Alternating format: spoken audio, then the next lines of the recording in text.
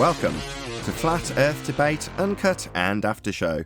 I'm your host Nathan Oakley, and if you are new to this channel, or you've not done so already, then be sure to subscribe, hit the bell notification icon and join button if you'd like to become a Nathan Oakley 1980 channel member and keep up to date with the Flat Earth Debate. If you would like to support the channel, there is a super chat that runs alongside each of these shows while they premiere, and there's also a PayPal, Patreon and crypto link in the info box below the video. Speaking of patrons, I'm going to do a quick shout out to all of you who do support me on Patreon. So a massive shout out of thanks and appreciation first and foremost to Austin Whitsitt, John Kays, DL Hill, Julian Jeremiah, Tommy Swagnitz, Michael Kahn, Patrick Gunnels, Banter, Will Brax, Mel B. Styles, Troy Shuker, Bose Nail, Samson, Maris, Hairy Blade, Mobile Max 777, Neo the One, Lost Cat FE, Rob W, Open Minded, Reese Pound, Del West Watson, Mike, Muted, Dick Earth Skeptic, Maria Nealands, Unbelievable Productions, Blue Ridge Ranger, Rob H, The Real Gabster, Windrider, Liam Nedrick Jr., Abraham Mohammed, Naibai, Adrian Quintana, Skeptic936, Life is Short, Fireball X, TheFlatEarthChannel.com, Texas Mike, Edwin Johnson, and David Wayne Foster. So another massive thank you to all of you for supporting me on Patreon. Now I'm going to hand over to whoever is in Discord and Google so you can enjoy their conversation while I set up for today's live show. So I can figure this out. Yeah, you see this thing? See this nice little red ball type thing? Now watch how it snaps back. You see that? Gotta look at that. Hey, right. See how that shit snaps back? It snapped back right in my eye last night. Busted me open. Now I really look like Rocky after the fight. Oh, man. See? Yeah, look. Oh, wow. Ooh, good thing it wasn't in your eye, you know? That's nasty. Ew, get it off. Busted me. Grim. That's not pleasant. The day before, it caught me like under the eye. I was like, wow. Yeah, you gotta be careful. It was the last cut of the day. I tried to just lean over and make the cut. Bam! It's like a weapon. Like to put a baller over there. Or anti-flat earther. Pay attention! Put your face right here. Did you contact your union rep or what?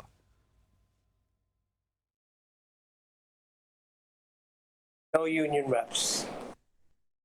No union reps. Keep them away.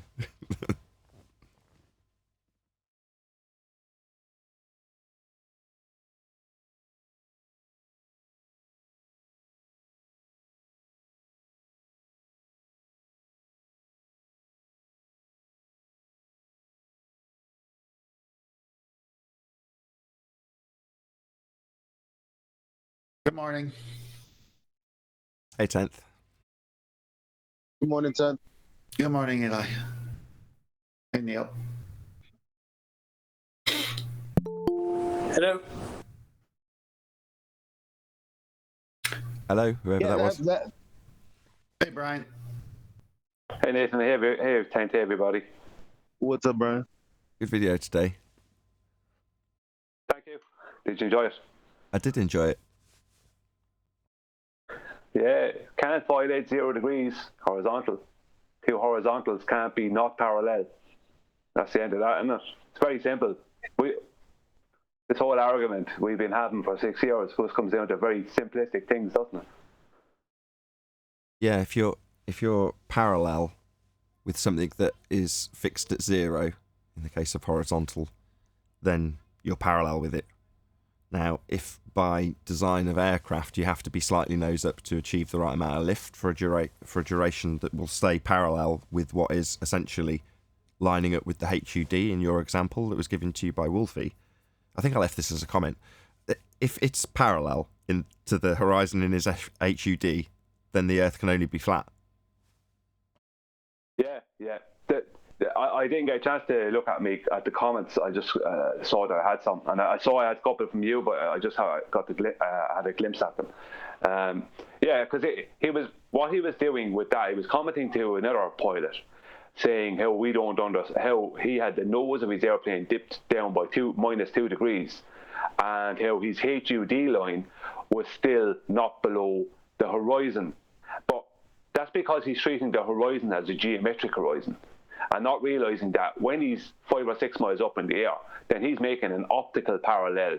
His 0 degrees at that point is an optical parallel with the surface of the earth below him. So they're two horizontal lines.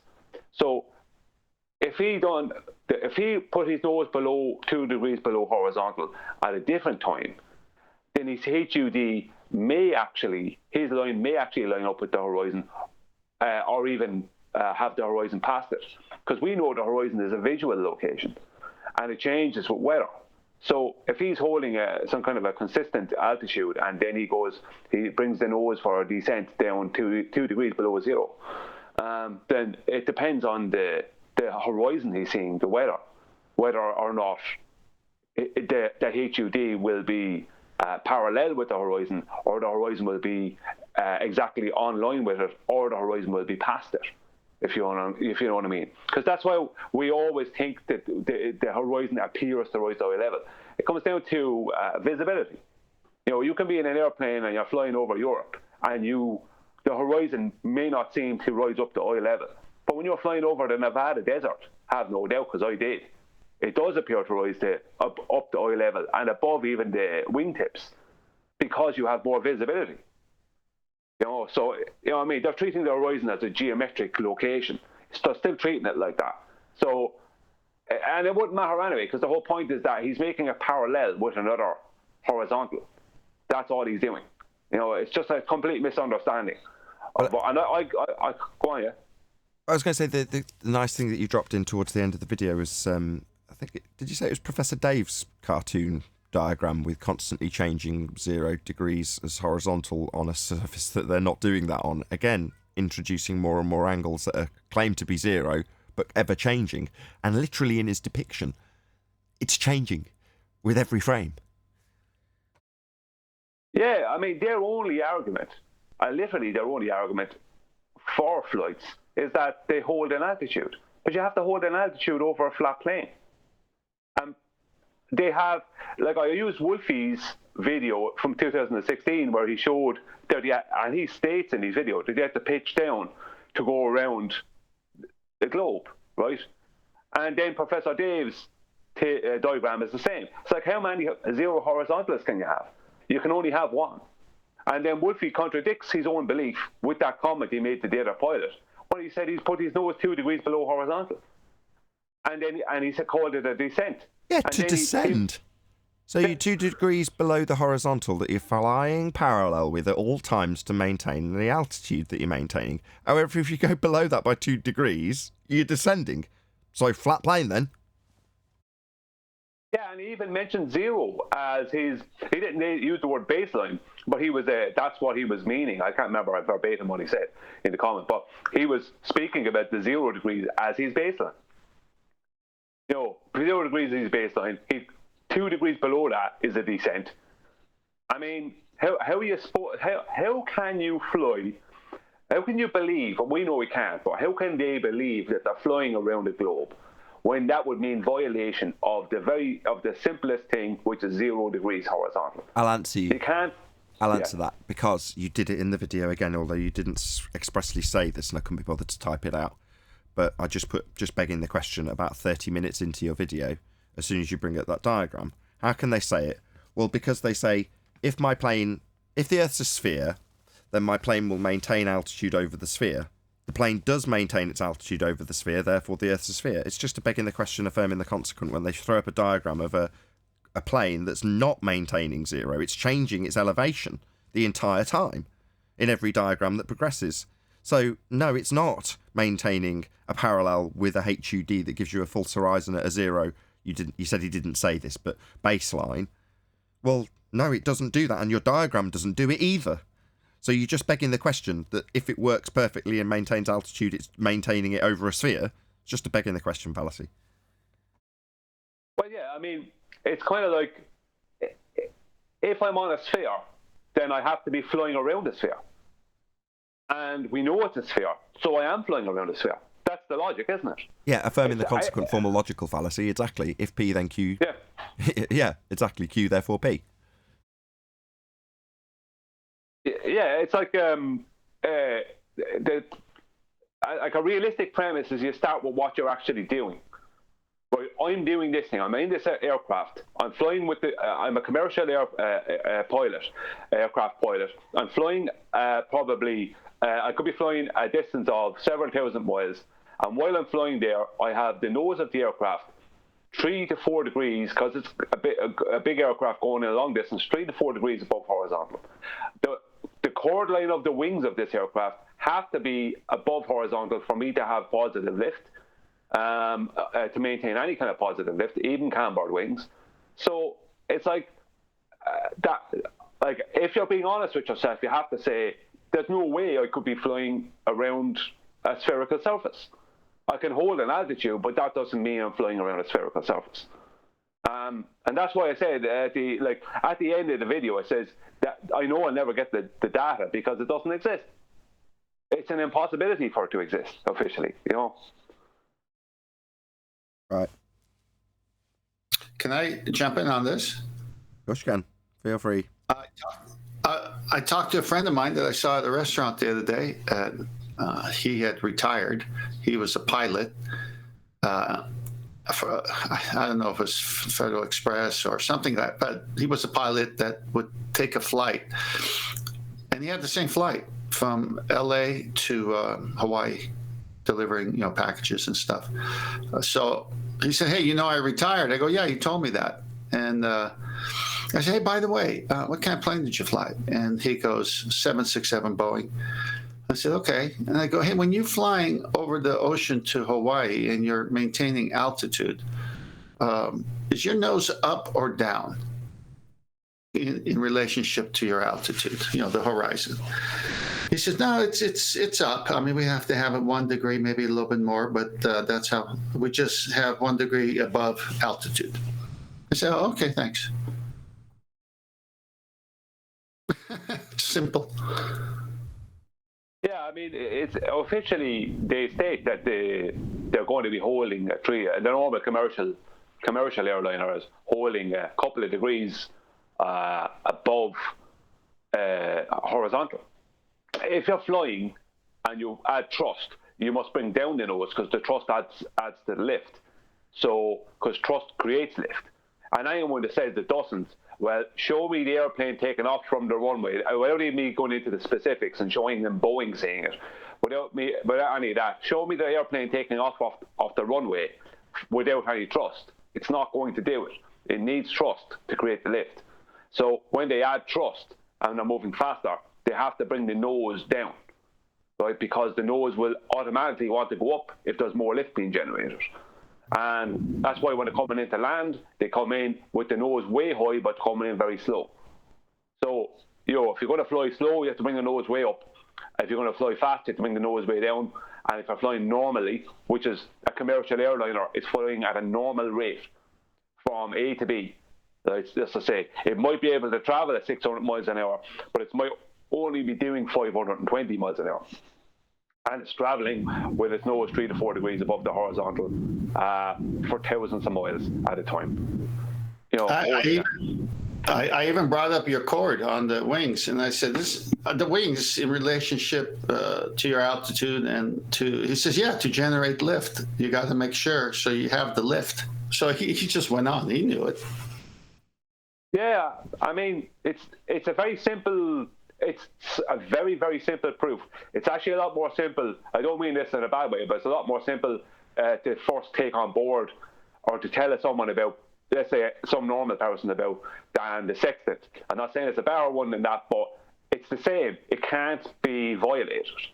Well, they have more experience being on the plane than using a Sextant. That's obvious. Yeah, I agree. Well, yeah, as I said, like I was talking to Bev the other day, and I said to him, look, I said, if I say to somebody, if they want some proof that the Earth is not, a sphere, and I tell them about the chord line of an airplane's wings, they might go, oh, okay, yeah, and they may not think about it much. But when they're in that airplane, the next time they're in an airplane, that will pop into their head. They will think about it. So, I mean, I got a picture of a 767, I think it's a 767-400 on screen, just so people can see what kind of plane your friend flew. Good looking plane. Yeah, it's a Boeing, right? I don't know anything about it. I just typed in 767 and this was the picture that came up. Yeah, I think he said it was a Boeing. Oh, Boeing. Yes, the manufacturer. Yeah.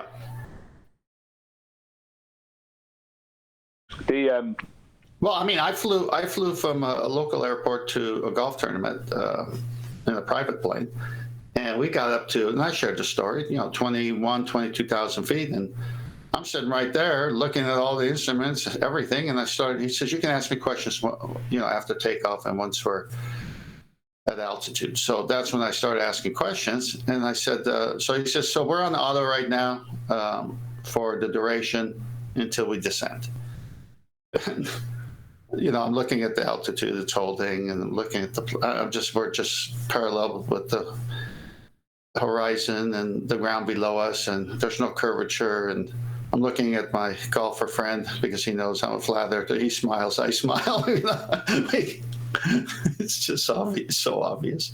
The only time the plane did anything was take off and descend. Other than that, it just flew level over a level plane. I can't remember who the quote was from, but from a pilot once saying that flying a plane is hours and hours of elongated boredom punctuated by moments of sheer terror. And that is to say that, yes, you could argue that with the exception of maybe the last 8 minutes and the first 3 minutes and taxiing, there's not a great deal for the pilots to do. And that would be true, other than the fact that occasionally something happens, right? Then they've got an extremely heavy workload that's extremely intense, right? That at the drop of a hat they might need to do. And, I'm very grateful that they are actually sat there to employ whatever training that they've had, given that certain circumstances actually unfolding before their eyes at the drop of a hat without any warning. So, it's one thing to say that they don't do much and you just set a few autopilot settings and the plane goes up, and then it potentially, and I've seen this happen when a couple of pilots went hypoxic or suffered from hypoxia when they were trying to figure out a problem with the compression system. One switch from a maintenance man left in the wrong position meant that everyone on board was suddenly not at the right pressure, and then before you know it, they're incapacitated and can't fly the plane. But because it was after takeoff, a good few minutes after takeoff, they've already set everything, and it flies the entire route and then goes into a holding pattern until it ran out of fuel. So it did everything with the pilots literally slumped over. So yeah, you could say that, but what about the moment when something goes wrong? Apart from in that instance when they're incapacitated through lack of oxygen. You want the pilot there. When something goes wrong, an engine failure or something, you want the pilot to know what to do.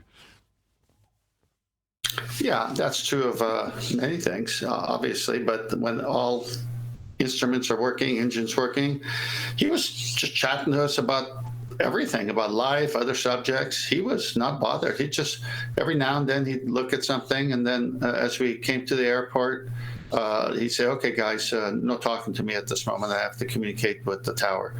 And so he was very good with instructions, when we could talk, when we can't. And it was talk all you want when I'm not doing my job, and don't talk while I'm taking off and landing. Yeah. He needed to concentrate. And the same applies when there's something that goes wrong. I mean, I'm sure there's plenty of things that go wrong all day long in flights. But typically, they result in no harm coming to anybody. In fact, statistically, you're very, very safe flying. Very, very safe flying. And it's because when there's something that goes wrong, yeah, the passengers might be subject to something that's a bit scary for a few seconds, but it's typically, in almost all circumstances, resolved by the pilot in an efficient manner that he's been trained well to do. Now, yeah, there's headlines about the disasters that occur, but they're so few and far between.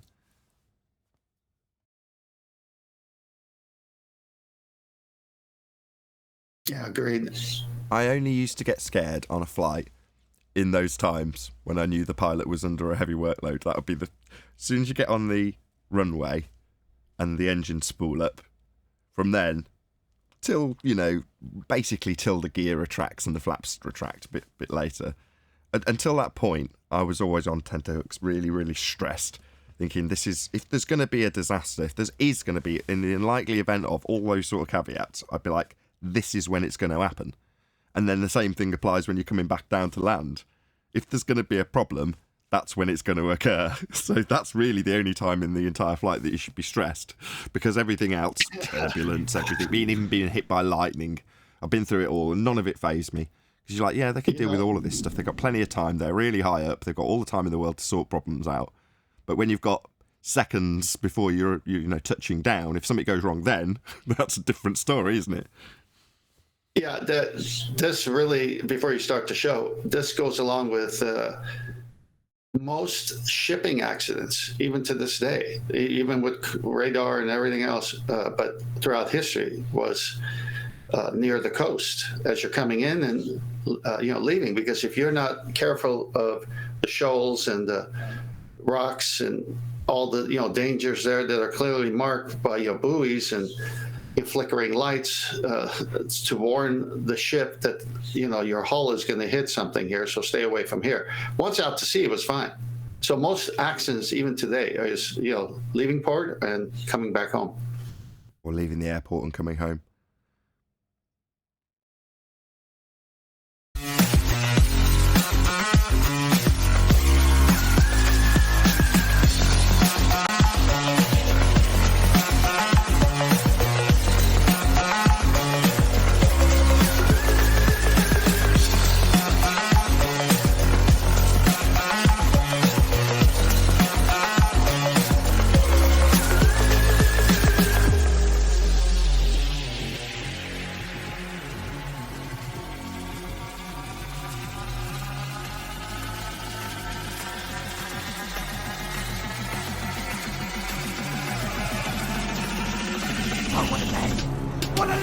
Welcome to Flat Earth Debate Live. I'm your host Nathan Oakley, and if you are new to this channel, or you've not done so already, then be sure to subscribe, hit the bell notification icon and join button if you'd like to become a Nathan Oakley 1980 channel member and keep up to date with the Flat Earth Debate. If you would like to support the channel, there is a super chat that runs alongside each of these shows while they are live, and there's also a PayPal, Patreon and crypto link in the info box below the video. Also, below this video, you can get £50 for swapping your UK electricity supplier to Octopus Energy. Most importantly, if you'd like to join the discussion, simply mute the page you are currently watching, then click the link in the info box below this video to join the panel and express your views on the nature of Earth. If you do join, please don't swear. If you do, you'll be ejected, and if you are, please don't try to rejoin the stream using sock accounts. You'll be warmly welcome back on the next stream.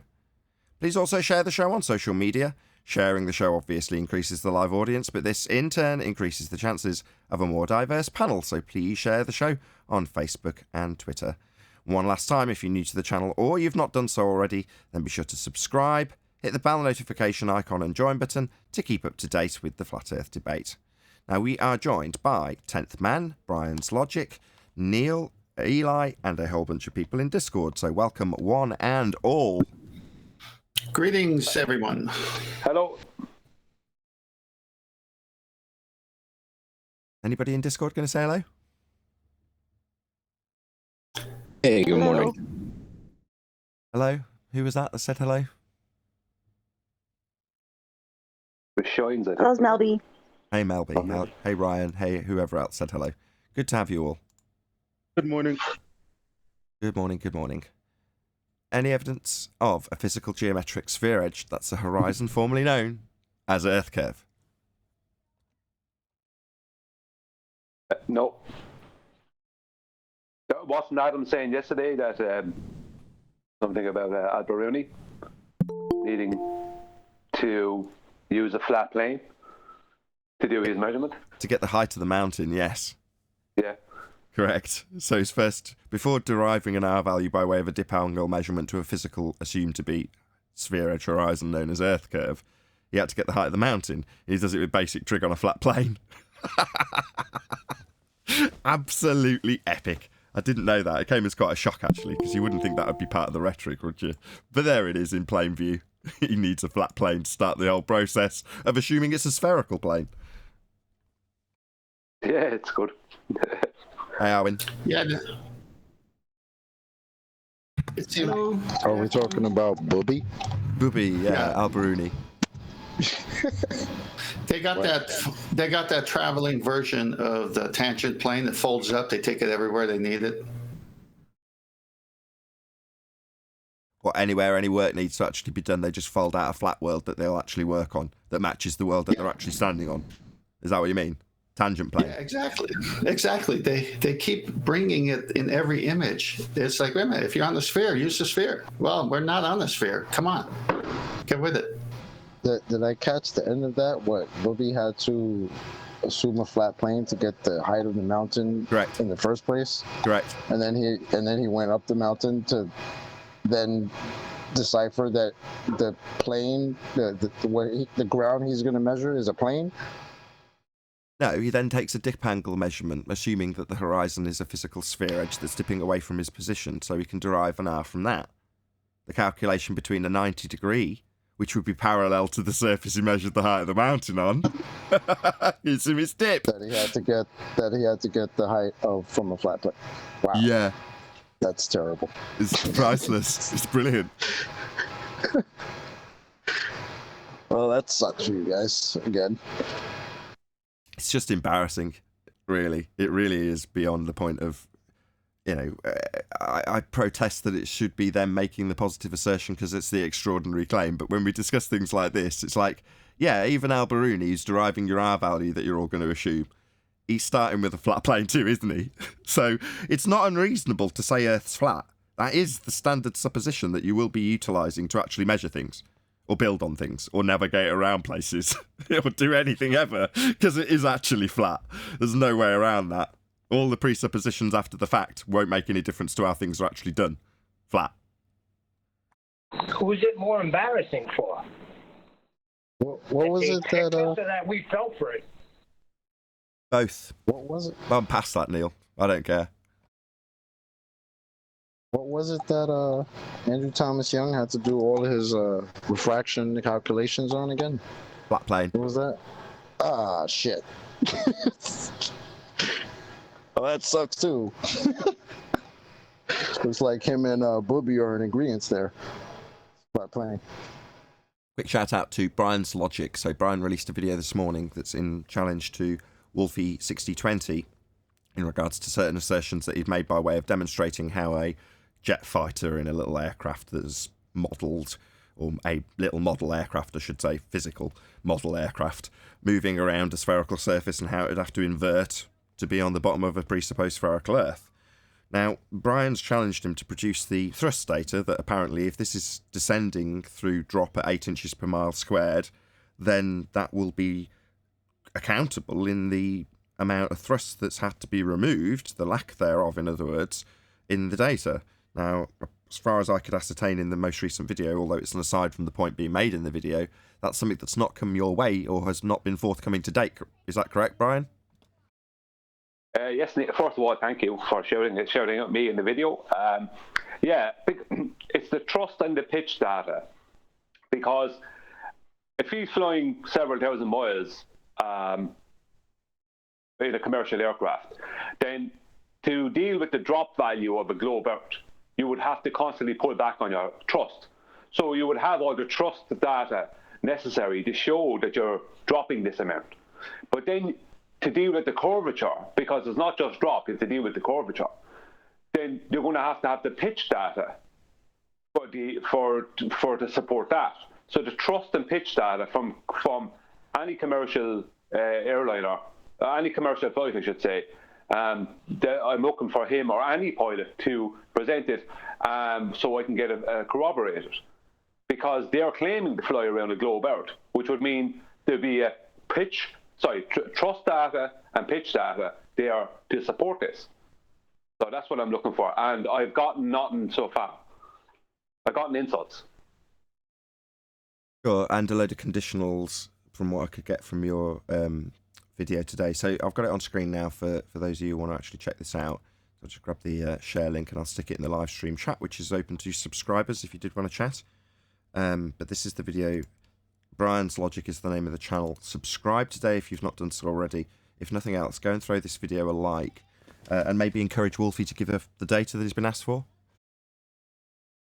Yes, thank you, Nathan, because it's see that data will never turn up, because if it was there, they would have been able to present it 60 years ago. They would be able to show it.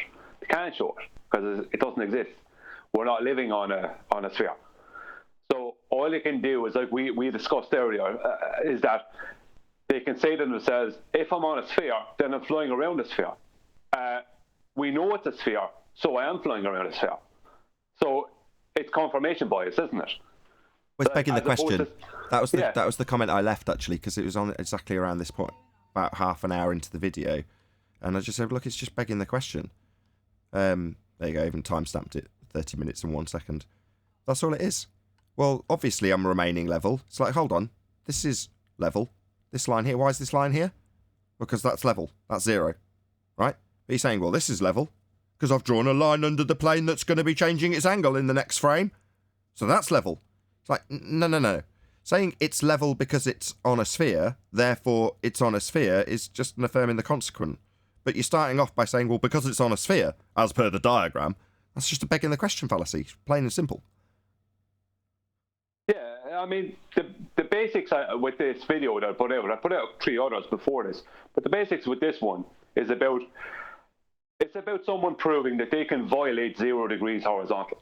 Because as I show, as what you were describing there, Nathan, as I show in the video with 2 different scenarios, is that the original 0 degrees horizontal that the pilot would have, he or she would have to throw that out the window and create a whole new different one.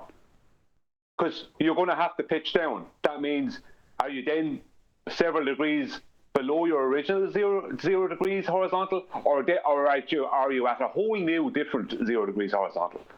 You can't have more than 1 0 degrees horizontal. You only have 1 0 degrees. And I even show that Wolfie, in not stating it to me, but stating to someone else, supporting this claim, with a comment he made to another pilot on my channel. So you can't have more than 1 0 degrees horizontal, and to fly around the globe would mean that you'd have to constantly come up with a whole new 0 degrees. You'd have to, which is an impossibility. You can't do that, and that parallel horizontal, and that 2 horizontal lines can never not be parallel. So, because that's another thing as well. How can they have horizontals that are crisscrossing each other? You can't. Which one is horizontal? You can only have 1 0 degrees horizontal. The rest of them are degrees above and below that horizontal. Isn't that true? Well, I've just stuck your types of, has it labelled, types of lines in geometry. I've just got that up and paused it on your video and had the video running while you were talking because it just happened to line up beautifully with what you were saying, obviously, as it's the video we're discussing. But yeah, I've got them on screen now. In terms of the main essence of the video, as opposed to getting data in terms of thrust or fuel used or whatever else qualifies what you're asking from Wolfie, you've got these certain parameters. Again, check out Bev's channel. This is something that he harps on about non-stop, right? These principles are never to be violated. Perpendicular lines, parallel lines, horizontal lines, all of these things that are utilised when you're flying a plane, and this is what Brian's pointing out, not the idea that you've got a movement between different angles like it's being shown by Dr. Dave or Dr. What's his name? Professor Dave. He's not a professor, but he calls himself a professor. Okay. Professor Dave. So Dave's showing us that, look, it's all constantly maintaining an altitude, right? But it isn't constantly maintaining the 0 degree horizontal, is it? As it changes, as it moves, as it literally is obvious on screen as he shows it doing it. It's like, what is going through these people's mind when they tell you that something is remaining constant and then they show you a diagram of it changing? I mean, literally, what is going through his mind? Does he not realise that he's animating something changing? I mean, is he that stupid? Well, Yes. yeah. Sorry, Jackie. No, I just said yes. He is that stupid. Yeah. Well, I mean, that as we said earlier in the pre-show, if you're going to fly a plane, let's say you're a pilot, if you're going to think you're on a globe, then if you're going to honestly investigate your belief, then you're going to have to look at what you're actually doing for that 6-hour flight. That could be a couple of thousand miles or whatever. You're going to have to look at what you're doing. What isn't happening? You're not violating 0 degrees horizontal. Your 0 degrees horizontal is always the same. You're only pitching above it or pitching below it. And if you're flying in a commercial airliner, you're flying with the nose pitched above and the chord line of the wings pitched above 0 degrees because it has to be. So if that's how an airplane has to fly, and that's how they fly for thousands of miles at a time. I think one of the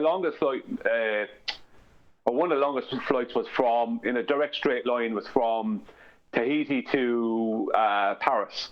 That's one of the longest ones ever, I think. And that meant for that whole time, they flew all that distance with the chord line of the wings and the nose of the airplane several degrees above horizontal. So all they're doing is they're dropping in altitude and rising in they're not holding the same air pressure, but they're dropping and rising to hold it. Because, as I said in the video, there's convection in different parts of the world at different things. If you're crossing the equator, it's going to be different than if you're in Northern Europe. You're going to have a different height above the ground, I would say, because of the air working different there. But in general, that's all they're doing. If you imagine, put your hand out in front of you, tip your fingers up slightly, and bring your hand down a little bit and back up a bit, and down a bit and back up a bit. That's all they're going to be doing, other than going in a straight line. Right, I'm just going to do a couple of quick shout-outs. So shout-out to Godzilla37. New Globe Dictionary, quote-unquote, measurement. Numbers calculated from other numbers pulled from one's own butt. Thank you very much for the super chat, Godzilla37. Also, shout-out to... where's he gone? James Richard. Turn a conveyor belt into a sphere. Walk in the direction it's moving, then walk against it. Any difference? Question mark, question mark, question mark. Thank you very much for the super chat, James Richards. Also, lumpy gas in a vacuum. Again, thank you very much for the super chat. He says, it would be hell of a treadmill if spinning. Right on. Thank you very much, all of you, for the super chats. Really do appreciate the support. Anything else you wanted to add, Brian? Well, only just that if a pilot is going to be honest with themselves, that they're going to have to, like, if they're going to be honest, they're going to have to say, well, I'm not doing anything that would suggest anything other than I'm flying across a stationary plane. Like, in none of my videos did I point out the whole issue of the Earth supposed to be rotating. I didn't even go into that. So, without even going into this supposed rotating Earth, right, just dealing with the drop in the curvature, it's not there. They have no data for this that they can support and provide. There is no evidence for this. If you're a pilot, there's no evidence for this. You can only believe you're on a sphere. That isn't it, with all other things. I could have sworn I've heard pilots say they've seen mountains 1,000 miles away. How the hell are you doing that? You're flying around the ball? No, how does that happen?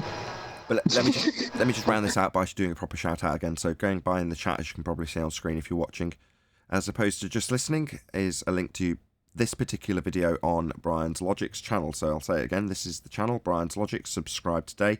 At the very least, go and give him a thumbs up on that video. Maybe throw a comment. If you're an anti-flat earther or a globe believer, feel free to justify how changing, in obvious terms, your position when depicted in the way that it is on screen now, how that can anyway be justifiable as staying the same, which is essentially what's being argued.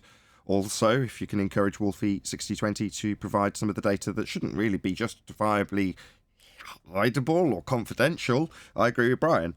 Okay, well, if you're sinking around to descend around a sphere that you're apparently flying around, then show us the data that backs that.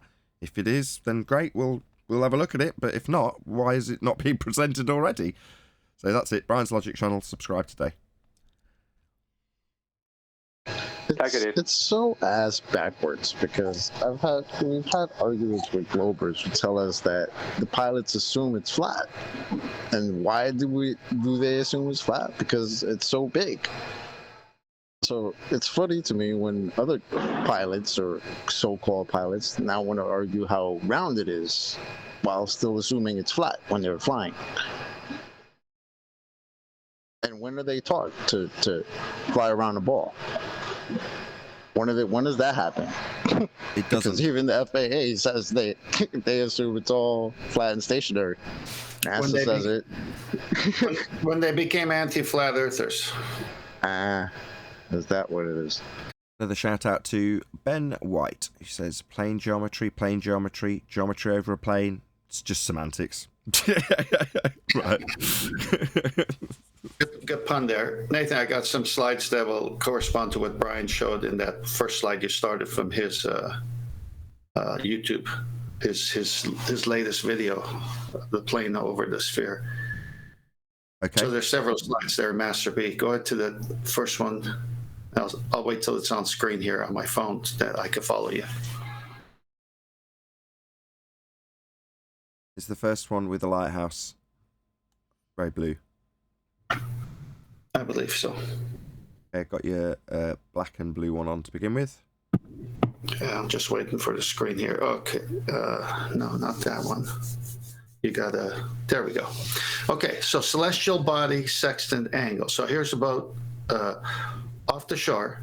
It wants to know how far he is from the cliffs, the lighthouse. So I'll go to the next slide.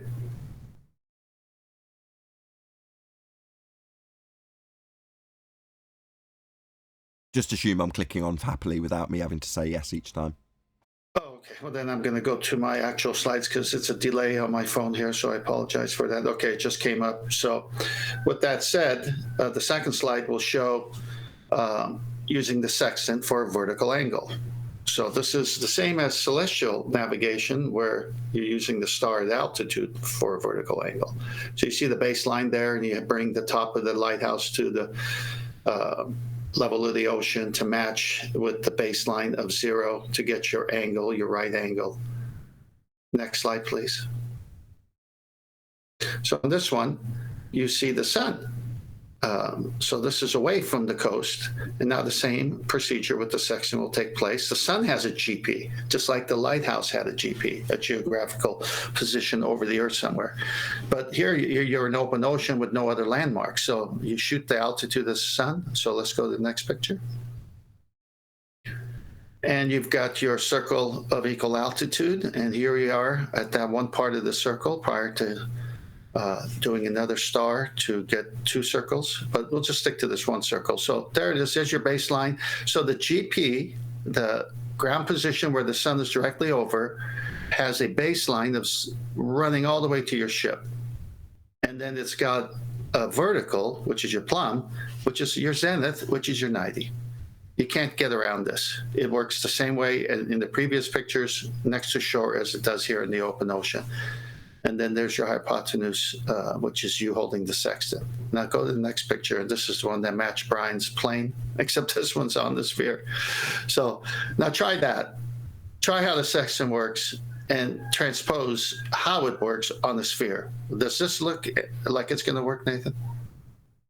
Say again. Does it look like it's going to work? No. Yeah, when you transpose a triangle on the ball. Does this look like it's a real deal here on the sphere? Can you get that right angle when it's up in the air like that? Is the sun pointing directly down or away? It's the real deal holy sphere. Okay, so hopefully through images people understand that the sextant doesn't work with the bendy lines that they want it to work with. It's this right angle triangle that's got to be on the flat plane for it to work. Any comments before we move on? Honestly, that picture is hilarious. Stupid freaking nonsense trying to measure angles on a curved surface. How ridiculous is that? That's made to be ridiculous when you're in 4th grade. When they teach you how to measure an angle with a protractor. Like, let me let you in on something, Chocolate. I did nothing in Photoshop or anything. This is the way it was presented to prove you're using a sextant. Where? Where is this from? I'll send it to you. But the point is, this guy's trying to. Oh, come on! You're telling me this picture with the one I'm on now, with the boat? I didn't do it. Listen, this is why I'm having so much fun with this. I didn't do any of this. This is straight off of the channel. Okay, I'll Please take you link at your that. word for the now, and you don't tend to make this sort of stuff up. Okay, if you're saying this diagram's actually in use, I can't quite believe this. Really? Yes. Okay, fine. Well, it's shocking, but they believe it. Okay, go to the next one. What I'd like to point out just before Nathan moves on to the next one is the base of the triangle there. Now, I'm not pointing out the obvious that it's obviously flat, but the length of that, if you look at where the star, if you come down along the zenith of the star and you carry that line straight on, where does that land on the globe?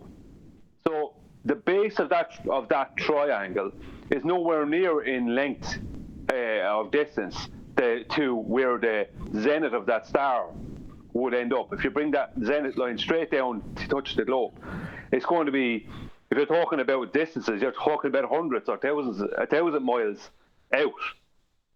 So, Good segue for my next slide, which you can comment on if Nathan goes on it, because you know what to say on it. Okay, so this is where Brian, you can't see this image, but the one that's next in the slideshow on Sky, Brian, is you've got 3 ovals, the tops of ovals sat on top of a sphere with triangulation being done, but you wouldn't have radii for any of them. Yeah, I mean, this means these 3 ovals here are suggesting that radius lines can be curved. So, that's impossible. Yeah, so unless you assume these are chords slicing the top off all 3 positions, I quite like that'll work, but there we go. They're not. They're just drop circles on top of a suggested to be spherical surface. Well, that would mean that the line, let's do it from the triangulation point. So from your fix to the GP of the star, this line that I'm drawing with my mouse on screen now, well, that's supposed to be a radius. It's supposed to give you the radius. That's what the GP is. That's what that line is between the GP and your position. That's what you're measuring. That's what you want to get, right? So you can draw out the circle on your map. But suddenly the radius that you've got is curving upwards to this GP position, or is it curving downwards? I mean, who knows? Obviously, if you're referencing it from your position, they would assert that it's curving away and falling and dropping away from your position 8 inches per mile squared. Therefore, from here to here has dropped, right, in a curve. Well, that means that it's not a radius anymore. This line doesn't match in terms of your actual use of the triangulation to get your fix, to get your position. You need it to be flat. This is considered an area of equal elevation or area of an equal altitude, i.e. flat, so that the line between these 2 points is straight. The angle that you're acquiring is to the star itself, and then you've got a 90-degree angle, and you can only get the 90-degree angle if this line is straight, but as depicted, it isn't. Just isn't, right, Brian? Yeah, as they depicted here, it can't be, because what they have to do is they have to use the surface of the Earth for their distances. But what they have to do, if they put a circle like this onto a sphere, then that means they have to run, instead of the diameter of that circle being along the surface of the Earth, they have to bring it as a chord line through a section of the globe Earth. But then that diameter of the circle will be less in distance than the arc that resides within the circle, due to it being put on, because the circle is 2D and it's been put onto a 3-dimensional globe. So their distances are out. They don't have a straight radius, because if they had to work in reality, they can't, because they can't have a straight radius.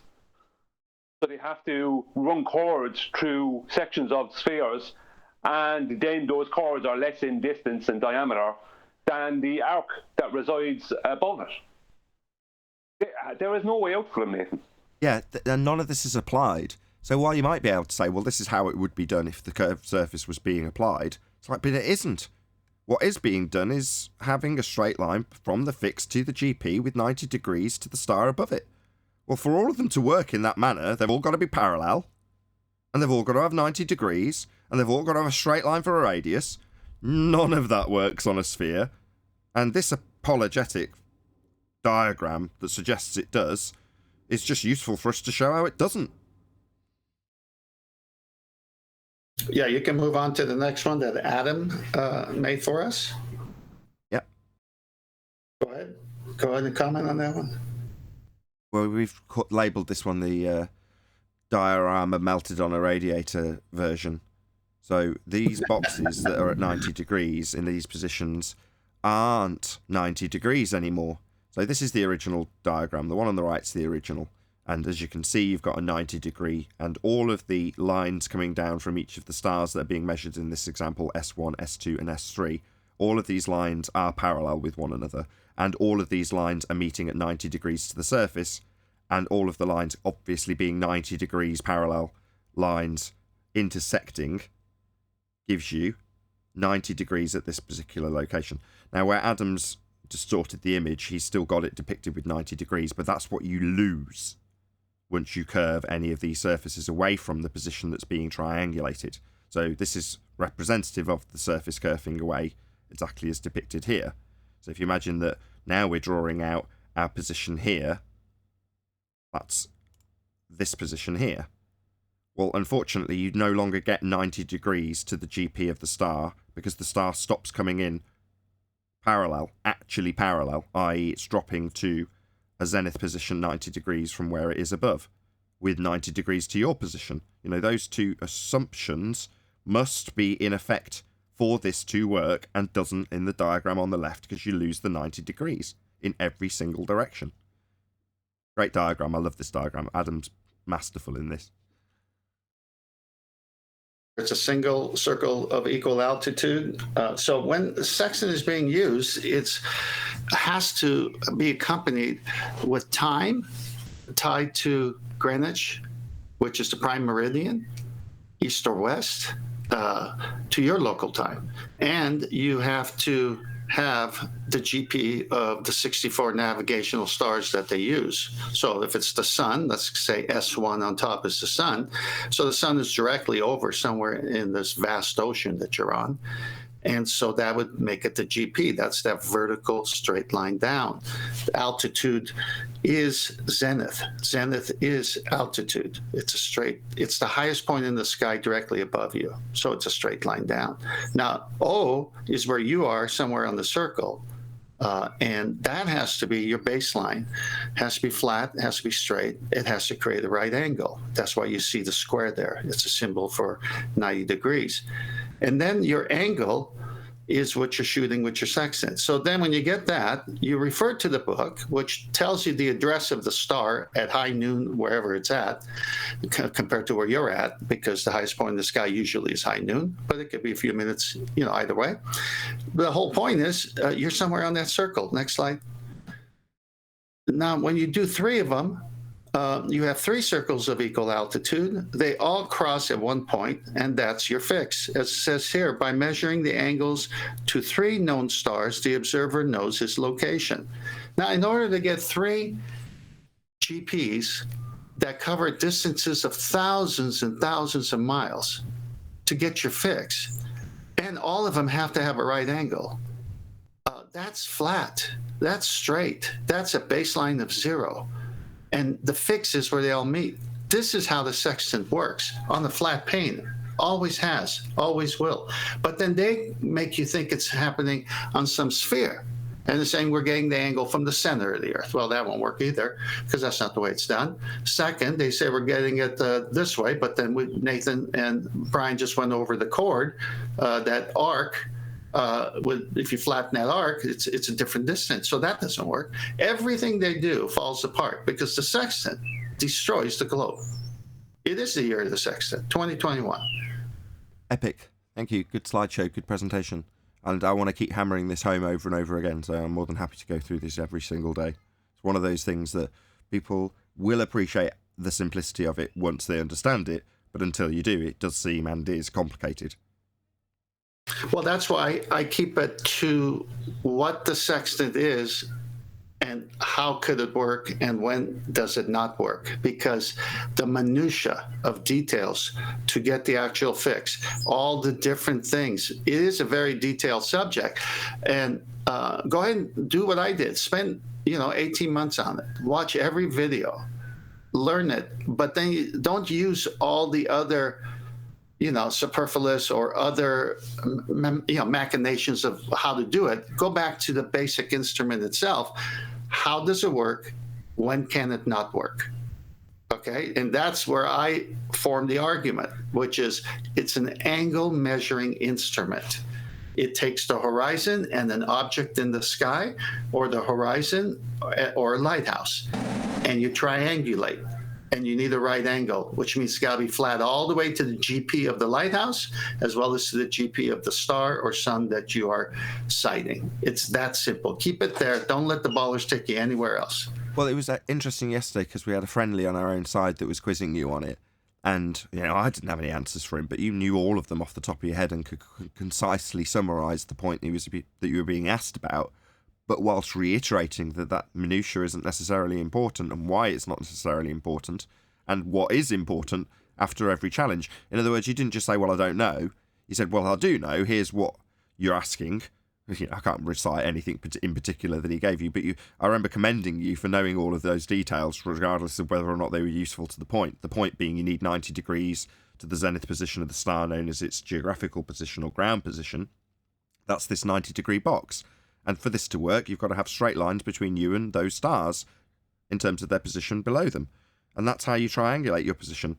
Doesn't work when you start bending the positions away from you on a spherical surface, and that's all that matters. The rest of the triangulation, dip angle correction, I would agree with your assessment of that. It's worth mentioning, but it's not really the be-all and end-all. And I think a few times it's come up that, if the distance was so far away and you're only on a boat, potentially a few meters above the water, the dip angle correction's not even that important. As soon as you start doing it from an aeroplane, then it's critical. But there's obviously certain parameters that need to be mentioned, certain ones that could come up in discussion that aren't really relevant to the point that's being made. But like I say, you had all bases covered. I'll promote that show, actually. It goes out on my second channel, that's Nathan Oakley, tomorrow evening. So that's Saturday, obviously, watching this live or watching it on an after show, that might not make any sense. But tomorrow, that's Saturday, I believe it's the 28th of August at about 9 p.m. UK time. That show comes out. It's an extended show with a lot of good discussion in it around this subject and challenges coming in regards to how the proof may be valid or may not be valid. And as I say, everything got covered by 10th Man. QE piped up, put his 2 pennyworth in at various stages as well. As we're plugging this, actually, I might as well plug the other show that's going to come out. The Discussion Chocolate, do you remember, with your co-worker? I trimmed that out.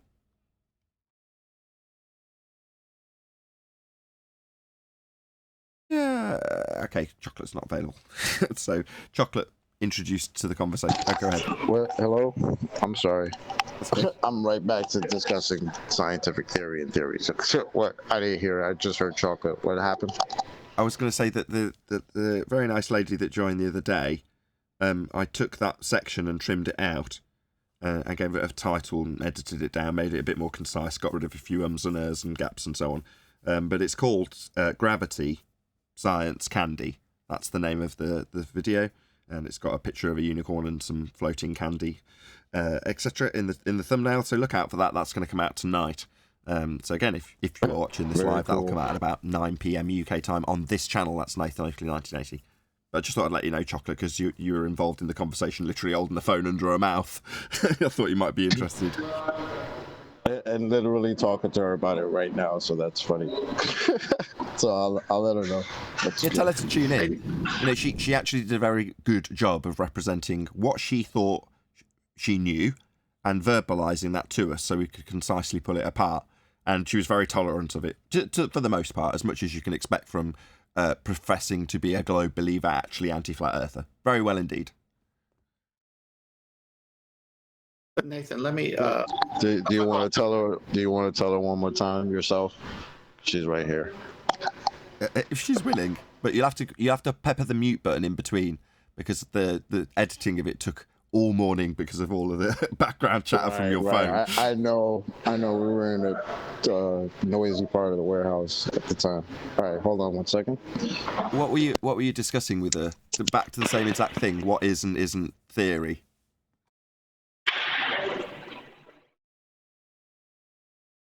So to recap from anybody, you can gather this from the show that comes out at 9 o'clock. But there was hello. Is that Candy again? Hi.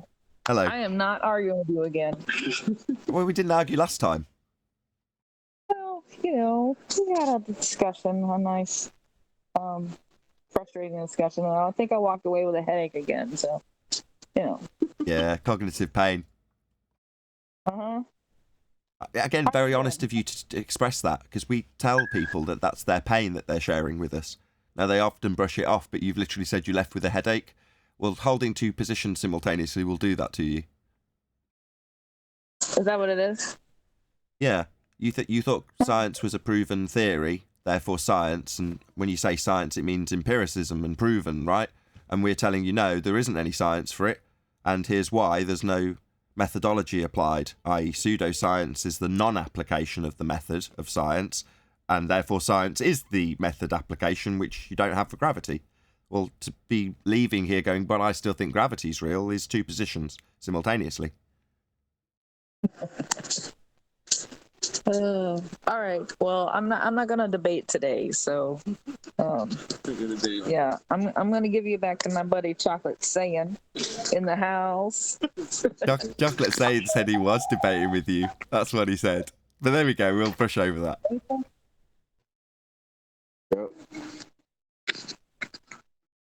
That was Candy, ladies and gentlemen. Thank you very much. You were very polite again, which I really appreciate. If you can hear me. Thank you, Candy. Hi, Adam. That was good, guys. You got a lot of props in the pre-show, Adam, by the way. Oh, damn. I'd have missed that. I've had to work today. What have I missed? Well, you got props for Al-Baruni. This is going to get dragged out, Adam, and I'm glad that it's you that brought it to everyone's attention, because you deserve the props for it. Oh, that's kind. Well, I was only reading yesterday, wasn't it? But it does appear that, yeah, there appears to be another paradoxical error in his calculations. I won't reiterate if you've already covered it pretty soon. It's just incredibly useful, because only a couple of days ago I was saying that it's unreasonable to ask us to prove our position when the world is obviously, observably, measurably, navigatably flat. Why would you have to start by proving that when it's the standard baseline that you'll have to do your measurements from? And if you say, well, no, I presuppose Earth's a sphere and then I can measure my dip angle measurements, you've only got half the story, right? He's got to get the height of the mountain. And where does he begin? Well, he begins with a flat plane now, doesn't he? Because it's not unreasonable to do so, and he must do so to get the height of the mountain. Al-Baruni, that is. It is the beauty of what they did, because they make such assertions to build these triangles, and they're making out they're being so clever by using the law of sine instead of basic trigonometry, and understanding that you can't measure the inside the base smack bang in the middle of the mountain. So not just right-angled trig, but use that right-angled trig to then go on to the law of sines. And it's beautiful because you get engrossed in that. And you think, oh, it's fantastically clever, brilliant. That angle matches that, therefore I could do that. If I can measure from here to there, brilliant. And it's not until that I went, but there to there is on a curved Earth surface, which destroys every bit of logic you've used prior to allow you to make the assumptions, because triangles have straight sides, not bendy sides. So it just destroys every bit that you can then derive from that, because his basic premise is the Earth is flat to be able to calculate the height of the mountain. Indeed, and the other person who got props out along with Brian for a different subject was Bev. You know, these geometric principles are what Bev laughs in the face of Globers on a daily basis with. You know, it just tells them what the principles are, and it's like, those principles hold true, Earth's flat. Now, he doesn't say it in those terms because he doesn't even profess to be a flat earther. But by the same token, he recognises the obvious and observable flat plane that we dwell atop. That goes without saying. He just doesn't want to, I assume, I speak on his behalf, I do apologise, Bev, that he doesn't want to be associated with all the nonsense and maps and all the other things that have been pigeonholed into that category, flat earth.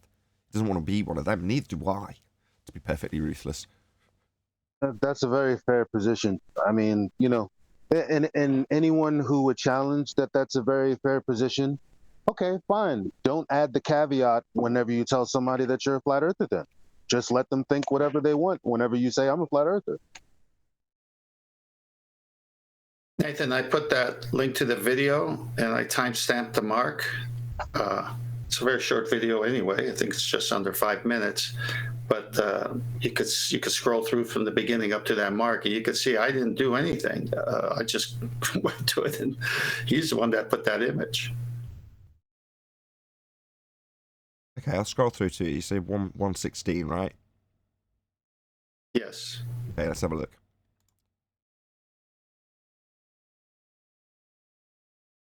So far, so good. These are the same exact slides. It's not looking good. Oh dear. Really? Oh dear. How do you use a sextant to measure celestial altitudes of heavenly bodies? Not like this. Oh dear. Okay, well, thank you for proving it. I mean, I 90% didn't I disbelieved it, not you. Do you know what I mean? No, it's shocking because he does a good job at the beginning and shows how a sextant can only work when it shows it on the flat surface. And then he shows that image, which is what they all do.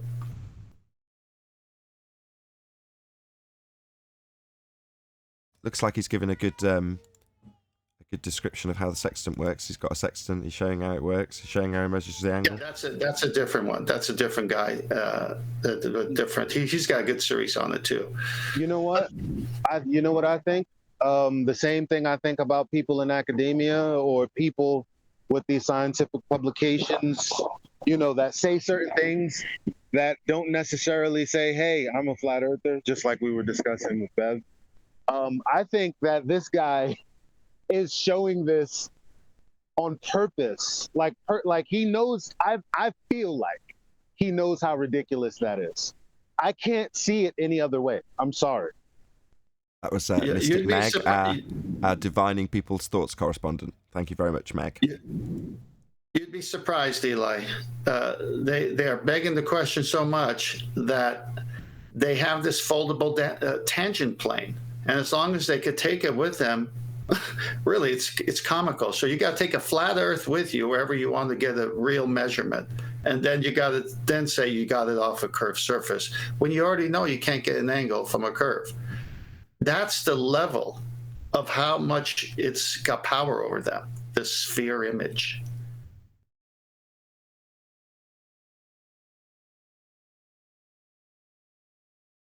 Julio. So, as this guy's been featured, let's share his video. His channel name is Practical Navigator. So I'll stick this in the live stream chat also. No, that's a different guy. You clicked on another link there. The one I sent you is a different one. Well, this is the link. At the right timestamp. Hang on. Oh, well, it's been on my screen. It's the exact video that I've shown, so he's getting the credit. There's his link. Go and subscribe if you choose to. He's already got 22,000 subscribers. I'm sure he'd appreciate it like I do. He's got a similar number to me. Go and subscribe to him. I bet he'd be really grateful. No, he's good. That guy's good, but that's a different guy. I think he went and clicked on another recommended link or something. The guy that I sent you is called Steering Mariners. He's got 24,005 subscribers. And he's an expert in this. He's really good. He does a lot of good stuff. I'll shout out to Steering Mariners also. Yeah, and he covers all other topics. Just go scroll through his videos. He covers everything with navigation, from the weight of ships to just to pass tests, how to plot, how to do everything. That's why the other day when the guy asked the question, when you watch enough of these videos, if you want to get detailed, all the guys say, then you got to stick to the methodology and go through all the little gyrations, and you'll be a mile or so off of your target. But most of us don't do that. We just do it the easy way, and we're 10 to 20 miles off, and that's good enough for us. We don't want to go through all that stuff to make it perfect. So what do they minus? Well, they don't even do dip, which is height above the sea level. They don't do a lot of things just to get nearby. That's how good the sextant is. But if you want to be perfect, you got to go through each of these things. sidereal hour angle, the Greenwich hour angle, the local hour angle. You got, instead of all these different things, when the most people just use it the plain and simple way. I sent a video to Brian's Logic where the guy shows how to do it quick, avoiding all the math, just having time and the angle, and that's all he does. And he says, I've sailed across the ocean just like this, and I've been very close to my targets. But if I need to be precise, I have to go through the routine. So that's why you don't need to get lost into that. It works clumsily well, and it works perfectly when you go through the steps. But guess what? You need a flat baseline, or you can't triangulate. You need that right angle. So you're the sextant. Kudos to 10th Man, whose hard work is really appreciated. In addition, it's been a sheer pleasure watching the entire panel members blossom into very knowledgeable globe destroyers, says Retro Bill with a $50 super chat. Thank you very much. Just before you were about to send that super chat, I was thinking I must figure a way of thanking all the people who smashed the PayPal link, because they pretty much keep the lights on for the show in terms of my revenue income. It's very directly proportional to the support I get. I was thinking, how can I phrase it? Maybe call them my sponsors or something like that. And then a $50 super chat comes in. So thank you very much indeed, Retro Bill. But I will do that as well, which is to say all the people who smashed the PayPal link, most of the time because they don't want to be mentioned. So I'm not going to specifically mention anybody, but I really, really appreciate your support. I very rarely mention it on a live stream, but I just thought I'd throw that in here. As I am very, very grateful to all the people who do support the show. And there's a few trolls in there going, low numbers today, because the show's had, at one point, less than 100 people watching. And it's like, yeah, unfortunately, it's down to the people who share the show. They're the people who keep the lights on in metaphorical terms, in terms of the people watching. And that is down literally only to the people who share. And as opposed to the figurative, the actual lights are kept done by the people who support me via things like PayPal. So thank you very much. You know who you are. Link below if you did want to support me by PayPal, by the way. Anyway, enough of the plugs for the people who support the show. I would state that the horizon dip correction is extremely important. There might be other steps that you might look past, but to me that would be extremely important, because that couple of meters, you can look maybe past some other steps, but that couple of meters, that couple of feet, could be the difference between 10, 15 miles of accuracy. That's what he said. Why not do it? Yeah. Well, that's what he said. Why not do it? Well, that's what he's just said. He's just said, and I've said this in the pre-show before you got here, Brian. The dip angle isn't that critical if you're on a boat. It is if you're in a bloody aeroplane, because then you're going to massively skew the angle, right? Well, I would consider critical on a boat too. If you want any kind of accuracy, I would consider it critical on a boat. Yeah, but that would be me. If that's what I would do, I would consider it critical on a boat. Okay, I get you, but what Tenth has just said is, in many examples that he's got from cited sources that he hasn't got to give me this second, he's saying they would say, no, it's not that critical, because if you just take it without minusing off, say, 10 metres of the boat to the surface below, and then you just measure the angle, obviously that's going to throw the star slightly further out and increase the radius of the circle that you're measuring, because you've got that extra bit of angle that isn't really there, and then you're taking 90 degrees from that. So it's actually slightly wrong because you've got a wider circle. Yeah. And the guys who do it say, yeah, when you do it that way, you're off by, you said 15 miles, they said 20, even more. But they're like, but that doesn't matter, right? Once you've roughly got your position to within 20 miles, that's good enough, and off you go. Okay, but as an argument, I would say... Good enough sort of thing. The point is you don't need to do the dip, and in many cases they don't use the dip. But like I said to 10th, it's worth mentioning in the presentations, because it might just get brought up by your opponent, and if you haven't got a clue what it is, then you could get into trouble if they were sneaky and slippery enough. So it's worth mentioning, but by the same token, there's plenty of mariners who just don't do it. Okay, from a globe believer's point of view, what I would now say is that, well, it doesn't matter the distances then. So the argument you're making concerning the diameter of the circle being less than the arc doesn't matter, because it all doesn't matter. See, I would never do that. No. The horizon dip correction. No, that's a different subject. It's a different. No, hang on. Yeah, you're missing the point. You're giving the globers a little. Hold on, Brian. Are we talking about the same dip? They've got a dip from 90 degrees like with Alberuni, right, to the horizon dip, how much it's dropped when assumed to be a physical horizon. The dip we're talking about is just the measurement of your position above the sea. You're starting. I know that, Nathan. Yeah, I know that. I was trying to lead you down the right path to keep the horizon dip correction as part of our argument, and don't sway away from there. Because any loose, well, that's not. I'm sorry, but that's not what you're after saying on this show. No. Let me explain. please. I always explain dip the proper way because it's just height above sea level. That's all dip is. Okay. Yeah, but you're saying it doesn't really. Hang on. No, I'm saying. Hang on. All right. I'm saying that in 18 months of watching videos of people doing this, if you want to do it clumsily, not within a mile, but off by 20, they say they don't even do it. That's all. That doesn't mean it's the way to do it. It's just these people don't want to go through the sheet and all the things and minus this, plus that, do this, do that. They don't want to do all that. They just want to do this and that and get within 20 miles because their radar is going to pick up land anyway when they're within 20 miles and they could see it on a good day. That's the clumsy way of using the sextant, not the proper way. The proper way is to take dip. The proper way is to go through each of those things. That's all I said. Okay, fine. Yeah, Brian. we should always... Okay, just let Brian give his concerns. Fine. Go ahead, Brian. Thank you, Nathan. We should always, what's the word I'm looking for? Put emphasis on the dip angle, the horizon dip correction having to be done. Because if I was a globe believer, I would be using this kind of, the kind of talk that is going on today as like, well, if it doesn't matter if you're out a bit, you might just only be out a bit, only a little bit sure if the arc is more than the chord. So we can do it on the globe, so we're on the globe. That's where I would go. Oh, I see. Okay. I understand your point. Let me reiterate it on your behalf then. So you're saying, based on the fact that in part of Brian's presentation, let's just go back to the slide that was used.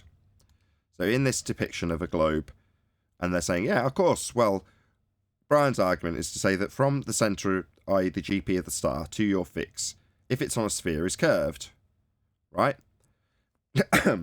What 10th Man is saying is, if from this position you're measuring out to the horizon to get 90 degrees, yeah, let's say the horizon sits in this square that's representing where your fix is. Let's say that's the horizon that you originally take, and you don't measure dip to get that degree of accuracy.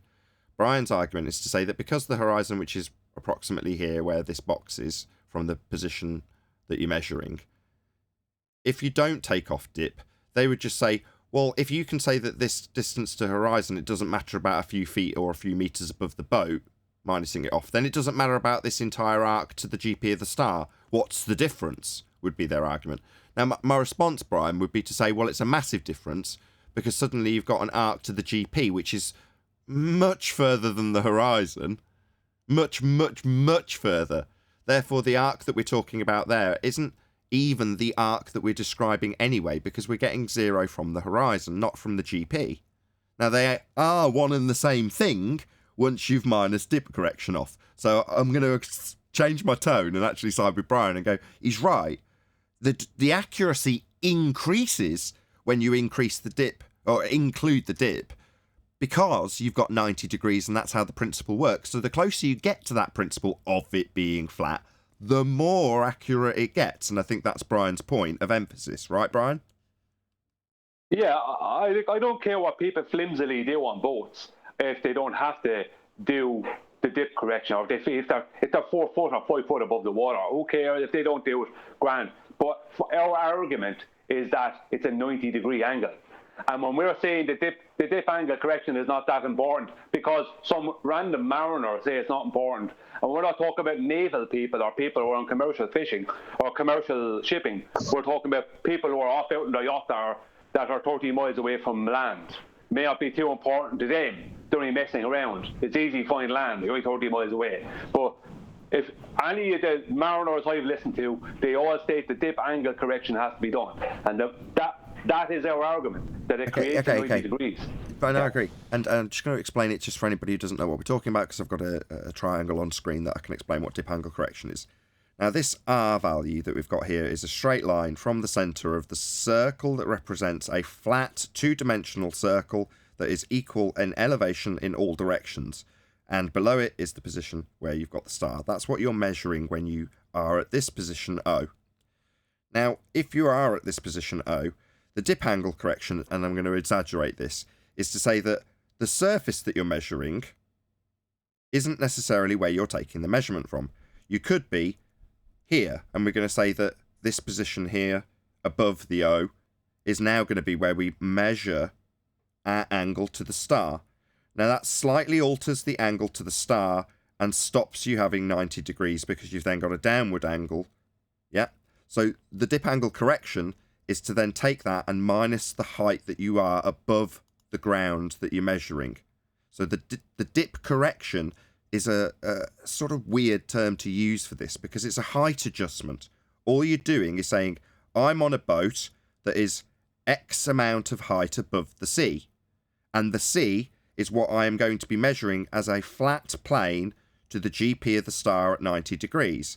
Well, if I'm above that flat plane that meets 90 degrees at the GP of the star, and I start measuring the angle to the star from above that flat surface, then it changes the angle. So, to get it correct, I have to minus off my height to take my eye where I measure it to the ground. Now, further to that, just for 10th man's point to be illustrated, because it doesn't throw you off that much, you can still do it without minusing off your height. Now, my argument to this originally was to say if you're in an aeroplane and you try and do this, then it throws it off massively, whereas if you're a few metres above the sea, it doesn't throw it off so much that you need to worry about it, and that's 10th man's point. But Brian's saying, no, the whole point and proof is that for the geometry to work, it's a flat line to get 90 degrees. Well, as soon as you fail to minus your height above the flat plane, you're not getting 90 degrees. Therefore, as a geometric claim, it's unreasonable to start saying, don't worry about dip. It's like, well, then you're bastardising the geometry that you're utilising to make your proof make sense. That's Brian's point, and I agree with him. How you summarize that, Nathan? Because at the end there, I came around. Yeah, that's a good point. All right, but just let's not forget, these are not professional shipping captains or Navy officers. They always go through. No, that's not what it's. Brian's argument isn't about how the application works. It's about how the geometry works, and the geometry proves it's a flat surface. Now, if you bastardise the geometry because you're not doing it because you're not professional, that's got nothing to do with how the geometry in the first instance works, and that's the seat. That's the root of our proof in this regard. And Brian's saying, don't deviate from the actual proof, even by a couple of degrees, because then they'll just take that and massage in their own curve Earth to the GP and all the rest of it. Just stick to what it is. It's a flat bottom triangle. Yeah. So then boards can claim that it does still work on a sphere, right? No. Why are you missing it? It's an angle. No, hey, you're missing my point. I'm sorry. I'm not missing your point. Let me get. I'm the reporter who's telling you what I heard them saying. You're shooting me. What's your problem here? He's not arguing with the mariners. He's arguing with the application of the geometry by example when using the mariners, who just use a loose version of it because it's not too concerning to them that if you're not minusing off your height above sea level, you're not getting a perfectly straight flat line. And our argument is that it's a perfectly straight flat line. Therefore, we better include that in our argument, is Brian's point. All right. When I have the time in the after show, I will go through what I'm saying. I'm just reporting what they say. But the sextant cannot be something that it's not. It's an angle measuring device. And so if you're doing it clumsily, it's not going to be precise, but you're off 20 miles or something. That's all these people are saying. They're not saying it doesn't measure a 90-degree angle or it can work on a curved surface. They're not saying that. Perfect. We will go through it in the after show. But with that, I'll say if you are watching this live on it, then this is where we bid you farewell, unfortunately, because there is going to be an after show to follow. But a huge, massive, enormous thank you to all of you. Smash the super chat, liked, commented, shared, subscribed, hit the PayPal link, joined as a Nathan Oakley 1980 channel member, and all that good stuff. Once again, stay tuned if you're watching on either premiering stream. I've been Nathan Oakley, and I will see you all in the next video.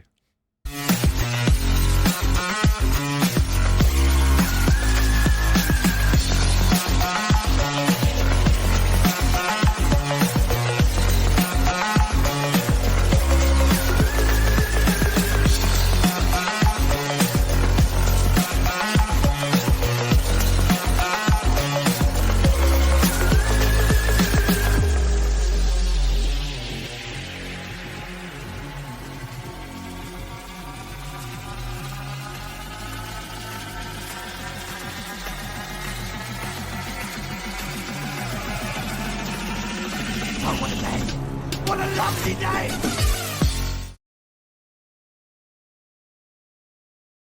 Let me just point out a logical fallacy that is happening on your part.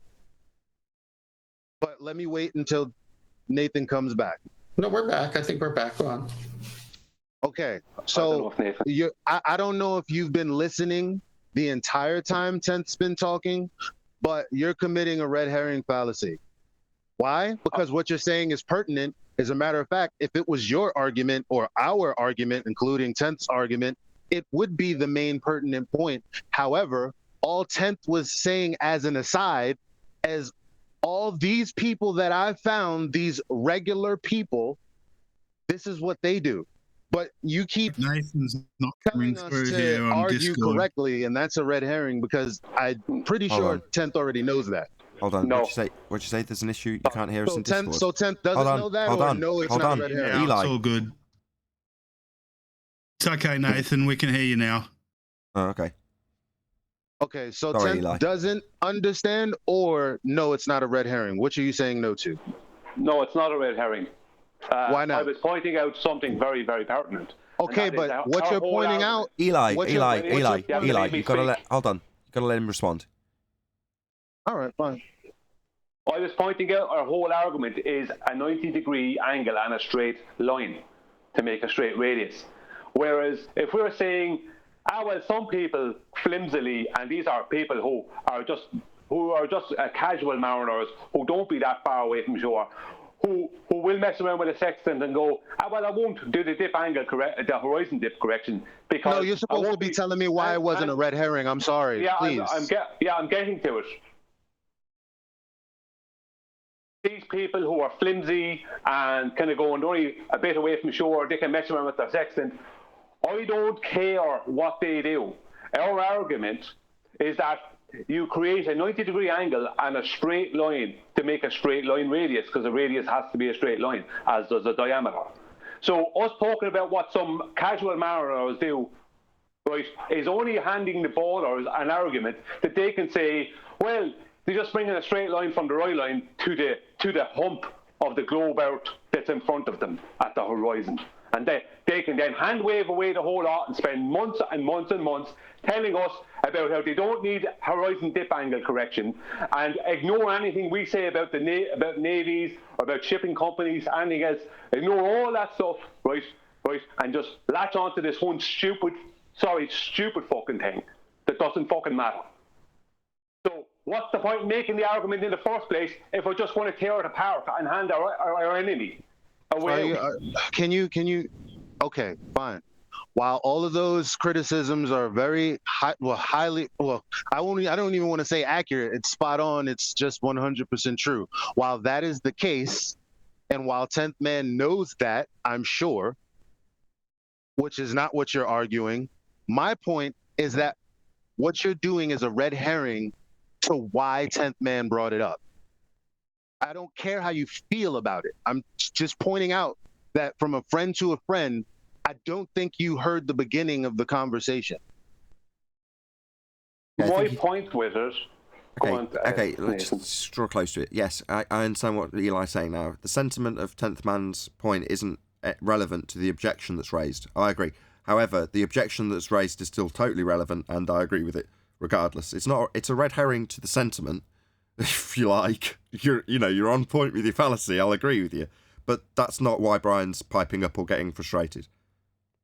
Yeah, but we have a body of work that's out there by the people who say that the casual navigator will be doing it the wrong way and be missing his target by 20 miles or more. So we have them saying dip is important for being accurate, so we don't have to worry about that. All I did was report to you my findings. I don't need to get shot down for saying what the lazy guy does.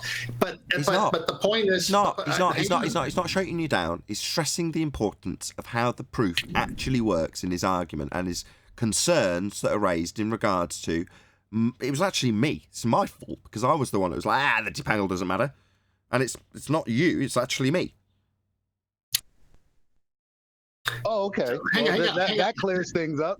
Hang on. This is the point that I want to get across.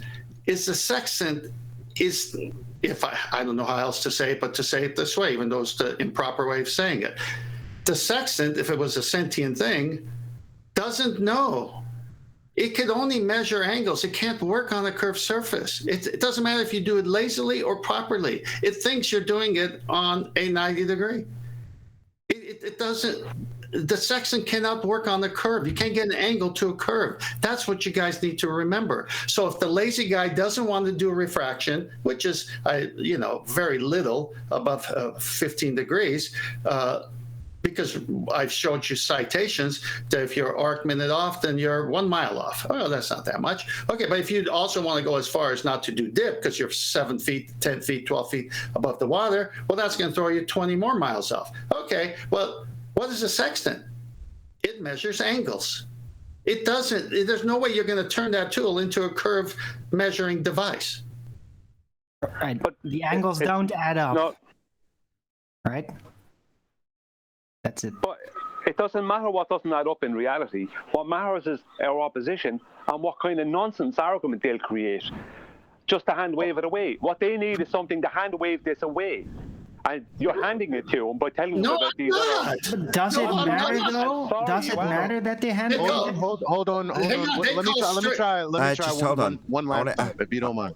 I want a tense reply. Sorry, Brian. I am not handing it away because I don't prescribe to that. I prescribe to the hard work I've put in to do it properly. I'm just telling you that the lazy ones do it this way.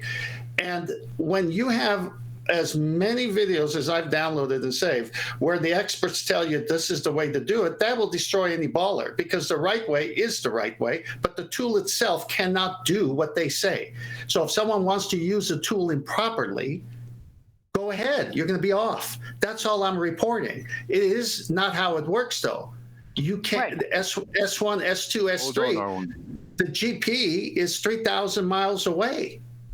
3,000 miles of flat, 6,000 miles of diameter for the other guy on the other side of the circle, equal altitude. Go ahead, baller. Try to come at me without using dip and tell me how that could be. There's no way the sextant can work without a flat surface to get a 90. Just let me stress again to Brian, the main crux of your point. Regardless of whether or not they minus off the height of the ship or aeroplane or whatever else they need to make a dip correction for, the principle that the sextant's still employing is still angles, therefore straight lines, regardless of how much you decide to or include the height above sea. If there's a curved surface, it's no longer measuring angles, is 10th man's point. So it doesn't matter in some respects, because it's still measuring angles. So no curves are involved in that process with a sextant, is 10th man's response to your concern, Brian. I don't know if that's going to alleviate the concern. We'll see. Can I say no, something? It's not. No, Arwin. Just wait for Brian to respond, and then you can, Arwin. Wait, no, I'm... All right, whatever. No, it doesn't, because I already know that, and I already understand 10's point on that. But that point is not connected to our argument. Our argument is that you do the horizon dip correction, and that creates the 90 degrees, that gives you the accuracy, and it's accurate because you're using a straight line measurement. They don't live in reality, so they don't. Why hand them anything for them to use as a kind of an ad hoc argument as a way of hand-waving away the whole thing? As it's getting circular, can I respond again, please? Hang on. I'm after you, We're dealing with people who don't deal with reality, so we have to nail it down tight. You can't mess around. That's my point. You can't give them anything, any audio, anything as a root out. You have to hold them down and nail them to the floor. No, I agree. I agree. Go ahead, Eli. I agree too. The reason that it's a red herring is because you're fervently telling 10th Man not to argue this way when I don't think... As a matter of fact, 10th Man just told you he doesn't argue this way. That's the reason it's now becoming a red herring. Because I'm not going to argue like that. 10th is not going to argue like that. I would suggest firmly that none of us argue the incorrect way. However, if a baller so chooses to look at any one of these layman channels, they will find what 10th Man found. All he did was report. That doesn't mean that he's going to argue incorrectly and he's going to give them an inch. That doesn't mean I'm going to give them an inch. That doesn't mean any one of us is going to give them an inch. So we agree with you, but stop acting as though stop. Okay, now stop. Okay, Fallacy. Everyone else stop. Everyone else stop. Don't start telling him what he needs to do, please, Eli. Thank you. Go ahead, Darwin. Yes, so I disagree with all of you, and here's why.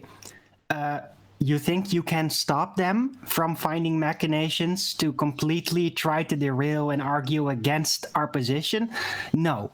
Remember the gyroscope?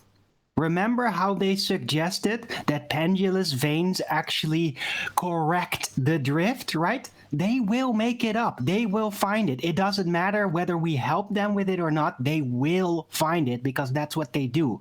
You shouldn't be basing your own conduct on what you fear they might find, because they will. They will. We're talking about people who call straight curved and curved straight. I'm not interested in the anti-flat earthers, what they say. I'm just reporting honestly. People who use the sextant improperly are off their targets by 20 miles or more. People who use it properly are within a mile. And you got to do the refraction, which is very little. Then you got to do the dip, which is your height above the sea. That's the way it is. But the tool itself is an angle measuring device. So it doesn't matter when an anti-flat earther comes and says, well, I don't agree with it because to me curved is straight. Well, how am I ever going to reach that guy when the tool itself can't do anything on a curved surface? Exactly. Well, if I was So a it's all baller, self-evident. if I was a baller, I would have pulled an argument out of the flimsy attitude towards the horizon dip correction. Who had the flimsy attitude? Who had the flimsy attitude? Me. It was me. Hello. I already confessed to that.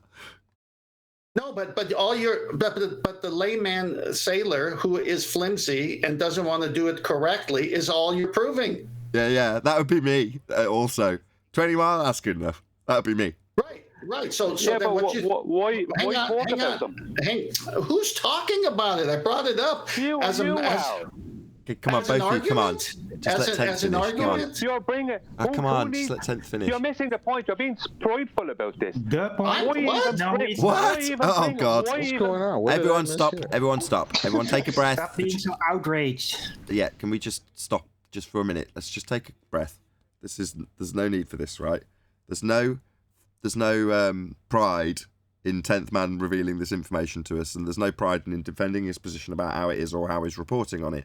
And there's nothing wrong with Brian vehemently defending his position that it's important to keep the information concise and accurate.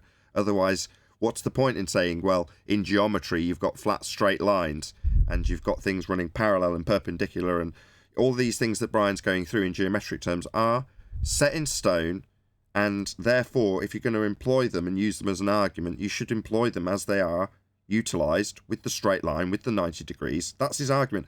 And that's never going to change. And his concerns, you pick on those, it's like, well, that's almost an ad hominem attack. The fact that Brian's concerned about a potential preemptive concern for what they might attack in the future, so what? That's his prerogative. He can do that. It's still pertinent because his point's totally valid in terms of how this works as a geometric proof of a flat plane. And it is a proof. So the fact that he's a bit guarded about it, good for you, Brian. I would want to defend this too. You put a lot of work in, a lot more than I have. The fact that I'm flippant about it, I can only apologise for and say, look, I understand your point, and the geometric importance that you've laid, I watched on your video today, and for me to just say, who cares about X, Y, and Z, it's like, well, that's unreasonable. I haven't put the research in, you have. So I apologise. But don't everyone else around him start attacking motive and whether or not it's a red herring fallacy towards the original sentiment of the point that it's just a reporting of information of how mariners actually do or don't apply the height correction on a boat. So we don't need to fall out over this is all I'm trying to drive at. No, there's no falling out, but to be accused of being prideful for just reporting what lazy navigators do. I agree. I mean, that's beyond the pale. Okay, but let me finish. I agree. That's where I stepped in to stop. Let's not discuss that because that's where I stepped in so that we deviate away from that rather than focus on it. No, I'm not mad at Brian. I'm bringing it up for a reason. I wasn't pointing towards you speaking about it. I was pointing towards the flippant attitude towards it. And that was the problem. That was the problem. Not telling the world about it, or not saying this is what happens when your layman navigators do it. That's fine. But it's the flipping attitude where it's like our argument is the 90 degrees. Nathan apologized. Okay, Nathan apologized. He didn't But since he's not even addressing you, Nathan apologized, Brian. I got it. But I want them to address it as flippant. I'm going to go with Brian. I want them to do what Brian is afraid they're going to do. I want them to do that. Don't you get it? Right. Don't be afraid of their machinations. It's going to happen. Because the minute they do that, okay, then. I'm going to disagree. I disagree because that hold was, on, everyone, hold on. Hello? 10th man has clearly got an ulterior motive he's trying to highlight to you all. Hello? I want to hear the gangster. I'm with 10th man. Let me lay the trap. Oh, God. Let's just try that again, 10th. Everybody else. Okay, everybody votes. Hello? Who is with 10th Hello? man? Who is Hello? Everybody else other than 10th man, please can you let him illustrate his ulterior motive before commenting? Thank you. The trap is set. I want it to happen because it's just like anti-flat earther fighting Glober. Now I will unleash all the experts in how Sextant is operated properly against these anti-flat earthers, and they will have a fight with those people. Machiavelli! Well, the reason that I'm annoyed at that is because that's exactly the kind of trap that Quantum Eraser left with the whole refraction thing and the bendy grain, and I'm like, I could have went without that. I could have, that's my own feeling, though. That's my own feeling. I got another one that's being subtly set that no one's catching at the moment. I have another one that is subtly being set. You think I just sat there for 18 months and said, I'm going to run with this? No, I played baller with everything I saw. I even played anti-flat earther with everything I saw. I had arguments with myself. What's the name of your alter ego? What's the name of your alter ego? I'm sure he hasn't got one. I don't have an alter ego. I just know that they are in trouble. And they're going to say things I want them to say. And then it's going to be unleashed on them. It's Nth Man. Of course. Globe Earth Dictate. Come on, man. That's right. Okay. That's right. Vanilla saying. I'd like to hear Brian as the main instigator of this row. Go ahead, Brian. No, thanks, Nathan. First of all, Nathan, you didn't need to apologise. I just wanted to point out that the flippant attitude towards the HDC, the Horizon Dip Correction, was my problem. Not speaking about people who have a flippant attitude towards it and do it flippantly, who are just kind of casual navigators just out from shore. Right? Now, that's fine. 10th wants them to do this. That's fine. I still stick to just nuke them. And no mercy. That would be me. Don't give them anything. No, but they're nuked already. It's 10th. It's your argument. You brought it. We wouldn't have it here for one for you. You're your own man. You do whatever. But I wouldn't do that. I just nuke them to death. No. First of all, I nuked them from the beginning because it nukes them right away. And it's all going to go back to the basics of the sextant. It can only measure angles, and you need two straight lines to create a corner to have a vertex, and you need a right angle to have the GP of a sun that's zenith. Zenith is 90 degrees. The book is an address of 64 navigational stars that are directly over the Earth. There's your 90. Nothing changes that. I already nuked them.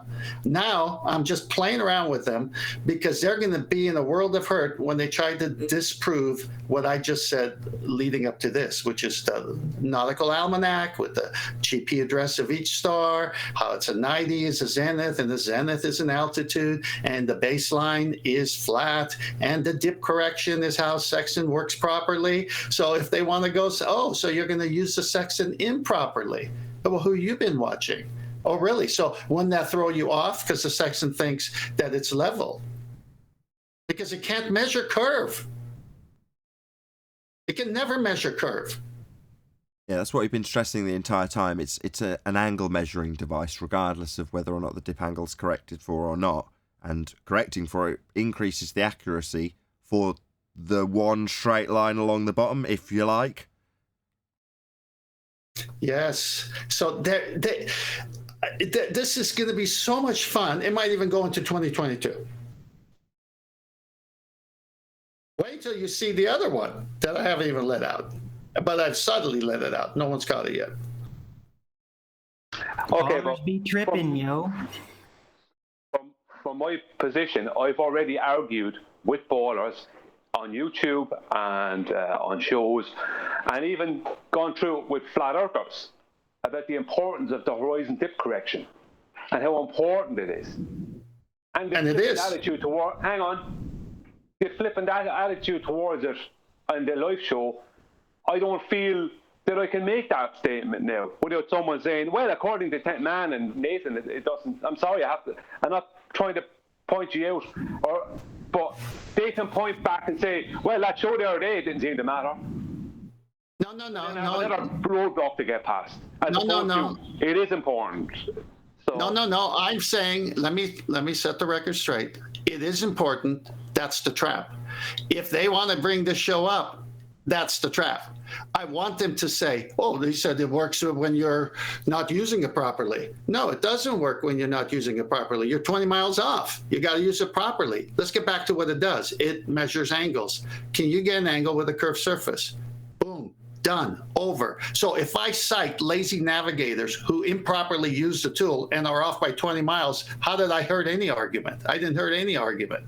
It can only measure on the flat surface. 10th Man is a baller poacher. He knows how to lay the traps. He's got a point, Brian. You know, if he cites a lazy navigator or me flippantly says it's not important, as I did, this is still my fault. I did need to apologise, but thank you for letting me off the hook so easily. Anyway, he's right. You know, it's like, well, then you haven't got it accurate, have you? Then it's not been done correctly. What did you need to do to get correct? Well, you needed to get down to the ground because you're actually working with a straight line, flat plane, which is your point. Yeah, but then we have from this echo chamber. But then we're going to have yeah, good point, Neil. Then we're going to, my point is that from my point of view, why give yourself that extra argument to have? I'm not. I share your point of view. I'm with you on your point of view. That's my point of view. I'm sharing. Damn it! Stop agreeing, you two. Let's just correct that as well. So, to my advantage, as I understand it at this stage, it was only me that was disagreeing. I then conceded and said it was a really important point. 10th already agreed with you. So correct me if I'm wrong. The only one who's in disagreement at the moment is bloody Eli. No, I'm not. I'm only in disagreement with. I don't want the trap to be laid now that I thought about it, because that's what Quantum did, and all of the dumb ballers. I got to deal with that. I don't have to deal with it, but it's annoying when I just want to go through the argument as accurate as it is. Hold on, Eli. Hold on. Hello, hold on. Eli, if I said this statement, right? If the horizon is refracted, it is not geometric. Have you ever said that statement before?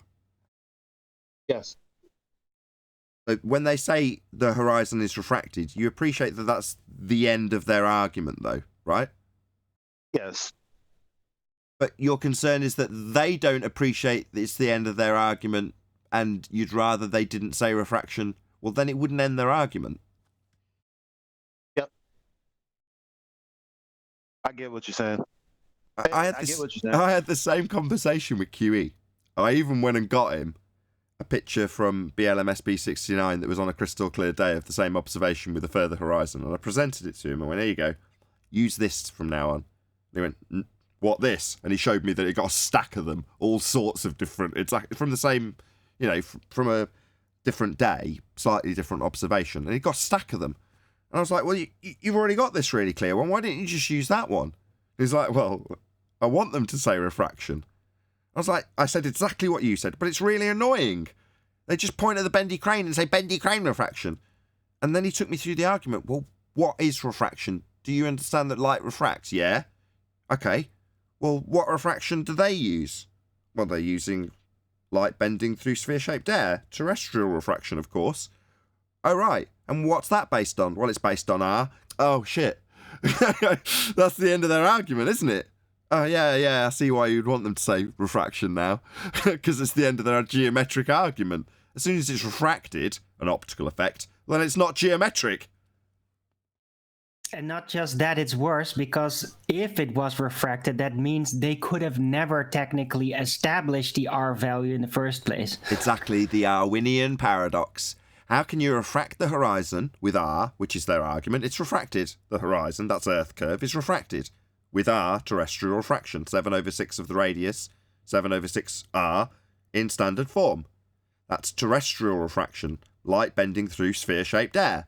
Atmosphere. Atmospheric refraction, as it's alternatively called. Well, if you've got atmosphere, sphere-shaped air, and light bending at the rate of R, then you're going to need R to give you the rate. Where'd you get R? Well, you get it from Al-Biruni in his dip angle correction measurement. Sorry. Yeah, that's right, dip angle correction measurement, to derive the R from it. Well, from what? Well, from the physical geometric horizon that he was measuring. So you're moving the horizon with a measurement of its physicality to prove that it's not physical. It's refracted now, non-geometric, that only exists in the maths. So what you're saying in response to the Black Swan fundie who claims it's refracted is we don't see Earth curve. That's their response. Yep. But did Al-Biruni even do the correction? Or did the people using his data afterwards do the correction because it didn't fit their sphere belief? It's not correction. I just used the wrong. It doesn't really matter with that horizon moving back and forth. I just used the wrong. Just let me correct Darwin. I used the wrong word. It wasn't a correction. It was a measurement. It's just because we were talking about dip angle corrections. It's not even an angle. It's a height adjustment. When we were talking about triangulation with stars, he's doing a dip angle measurement, and he's measuring the dip from 90 degrees from his zenith. So zenith being above him, straight line directly down through him, that gives you a vertical line, and then running along that you've got a horizontal line that's 90 degrees to your position where he's measuring on the mountain. Well, the dip is where the horizon is situated below that 90 degree line when he measures it. Well, that's a dip angle measurement. I just used the wrong word, Darwin. Well, that measurement is a measurement of the physical geometry, so we can derive an R value through trig to give him R. Well, that's a measurement of geometry, and when they say, we're refracting the horizon with R, then where'd you get R? Because if the horizon's refracted, it's not geometric. You couldn't have got R from it when Al-Biruni measured it as a geometric horizon. Paradoxically labelled the Arwinian paradox when originally verbalised by Arwin.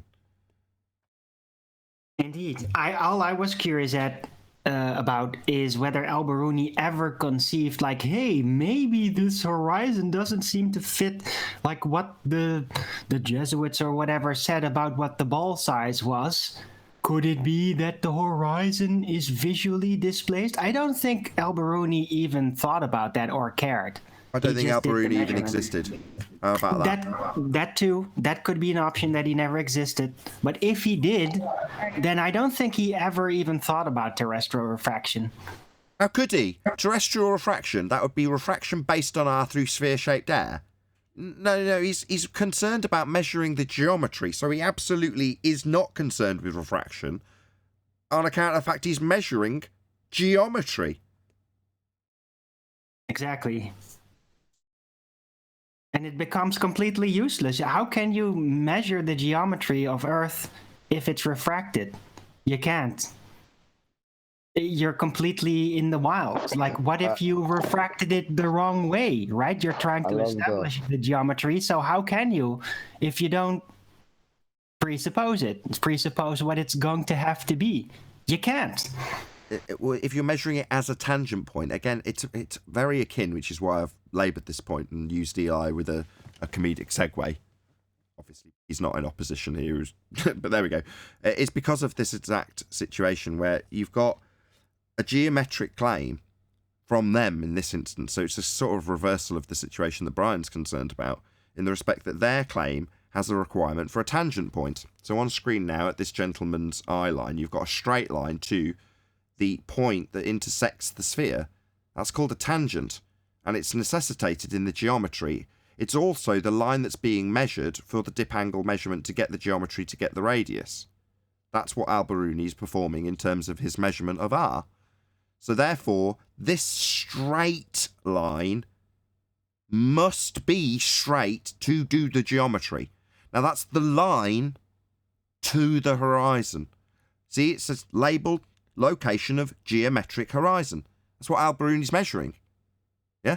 Well, their rebuttal, well, it's what we actually see isn't that. Okay, well, what is that? Well, that's Earth curve right there, ladies and gentlemen. And this depiction tells us how we're not seeing it, according to them. So, in conclusion, the horizon is an Earth curve. End of Earth curve claim, end of globe Earth. Right, and this is normally where Rumpus comes in and suggests that you can do like curved geometry measurements and all that. We do have a geometric horizon. We do have a geometric horizon. With the circle of equal altitude and the GP of a star, say 3,000 miles away from you, somewhere on that circle, that is a two-dimensional circle. That is a radius line that is straight. It's impossible for celestial navigation to work without it. If you go to Master B, Nathan, I've got 3 slides for you. Yep, dip correction. Okay, so you can see here, the way they want to illustrate it is on a curved surface. Right there, the sextant can't work. If you want to use this baller, anti-flat earther, you want to use this and say that's dip, you're already gone. Sextant can't work on a curved surface. Next slide. However, from a Navy side, this battleship, dip correction is height above sea level. Water finds this level. The sea is flat. Next slide. We know the sea is flat. You know why? Because the GP of this star, S1, is 3,000 miles away from O, the ship. That's 3,000 miles of a radius, and the radius doesn't bend. It's a straight line. The sextant kills them. All their drawings died with the sextant. Go back to that first drawing with the curved surface. Sextant can't work on this orthographic view here. Impossible. Correct. For it to be functional, you've got the GP of the star at this point here. Let's say it's at the end of this line, just because we've got 2 that we can compare, one on the curved surface, one on the plane that this would be done on. So in terms of the dip correction, just to get that out of the way first, it's just minusing off the height when you're calculating it. That's it. But you're going to be actually measuring an angle to a star that's going to be situated around about here, and then its position to the ground, its GP, gives you 90 degrees. Now you're going to do that 3 times in all directions, but in all instances you're going to get 90 degrees to the GP of the star, and all you're doing is measuring an angle to it. So you need 3 positions or 3 conditions to be met in terms of getting a true fix. Well, inherent in that is 90 degrees to the ground, and you can't achieve that if the ground has fallen away from you. You no longer achieve the 90 degree. That's not possible anymore. So in the picture, the next picture, the line that's being drawn out, this solid black line, is the line that you're going to utilize and get 90 degrees to the star at. So this line that I'm drawing my mouse along, which shows the sextant and its use, is measuring a line from the horizontal to the star's position. Now, to complete this triangle, you've got 90 degrees at the bottom. Now, as you can see in the depiction, the actual GP is going to be at the C. Therefore, you've got to make a slight correction, which is minusing off the dip to the C if you're above it. Brian's point is stressed because this line actually only matches up when you've got the triangle on the ground itself. Hence, you do a dip correction. But ultimately, all of those positions out expanding from your direction when you measure all of the stars in 3 different positions are all parallel. All of the lines coming down from the stars are all parallel. They must be, otherwise this measurement won't give you 90 degrees, and that 90 degree line along the surface won't measure an accurate triangle to your GP, and to your fix from the GP. The question is, no matter who you're talking to, describe to me what a sextant is. What does it do? They die the minute they try. Because the only thing a sextant does is measure angles between the horizon and an object above the horizon at some altitude. That's all it does. You need two straight lines to create an angle. It's an angle measuring device. If you hold a carpenter's angle the wrong way, it doesn't change from 90. You just held it the wrong way. You're going to be off. If you do sextant readings and don't do the proper dip correction, you're going to be off. That just proves why it's an angle measuring device. Why doing the dip correction gets you within a half a mile to a mile of your destination over 3,000 miles. It has to be flat. It has to create a corner. It has to be a vertex. It's fantastic. The sextant, if I was a baller, I'd leave it alone and run for the hills. What I would say on the horizon dip correction thing, and flimsy mariner is not taking it into account, your layman average amateur mariner. If I was a baller, the very first thing I'd say is, it does use the sphere. What they do is they take an angle just from the rise straight to the horizon, and then they just follow the straight line down along the curve of the globe art. That's exactly what I would say, and all the other ballers would latch onto that. And I would say, my response, I say, sextant doesn't work that way. You're in trouble, because the sextant creates a corner or vertex of two straight lines, and your line would be off into space if it's on the curved surface. What you got for that, Brian? Not to the... Stop. Yeah, stop. What you got? That's his rebuttal. What you got? I'll reiterate the exact thing I just said, and I'd keep reiterating it. Hold on. So Brian's concern has now descended to, they'll assert that you just follow the line, ignore the dip, and it just follows a curved line. Response from 10th, that's not how sextant works. It's measuring a vortex. It's measuring a straight line. It's measuring an angle. That's two straight lines. What have you got in response other than to repeat the thing that's just been taken apart by 10th man? You're devil's advocate now, Brian.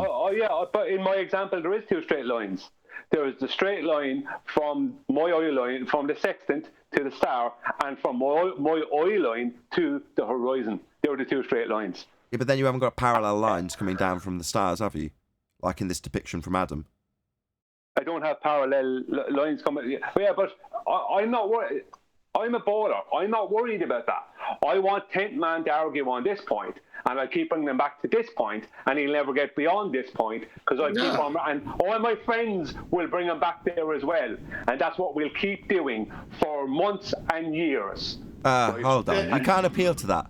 But the fact that we have circle-jerking fundamentalist religious zealots that will ignore the rebuttals, that's not 10th's problem, or mine for that matter.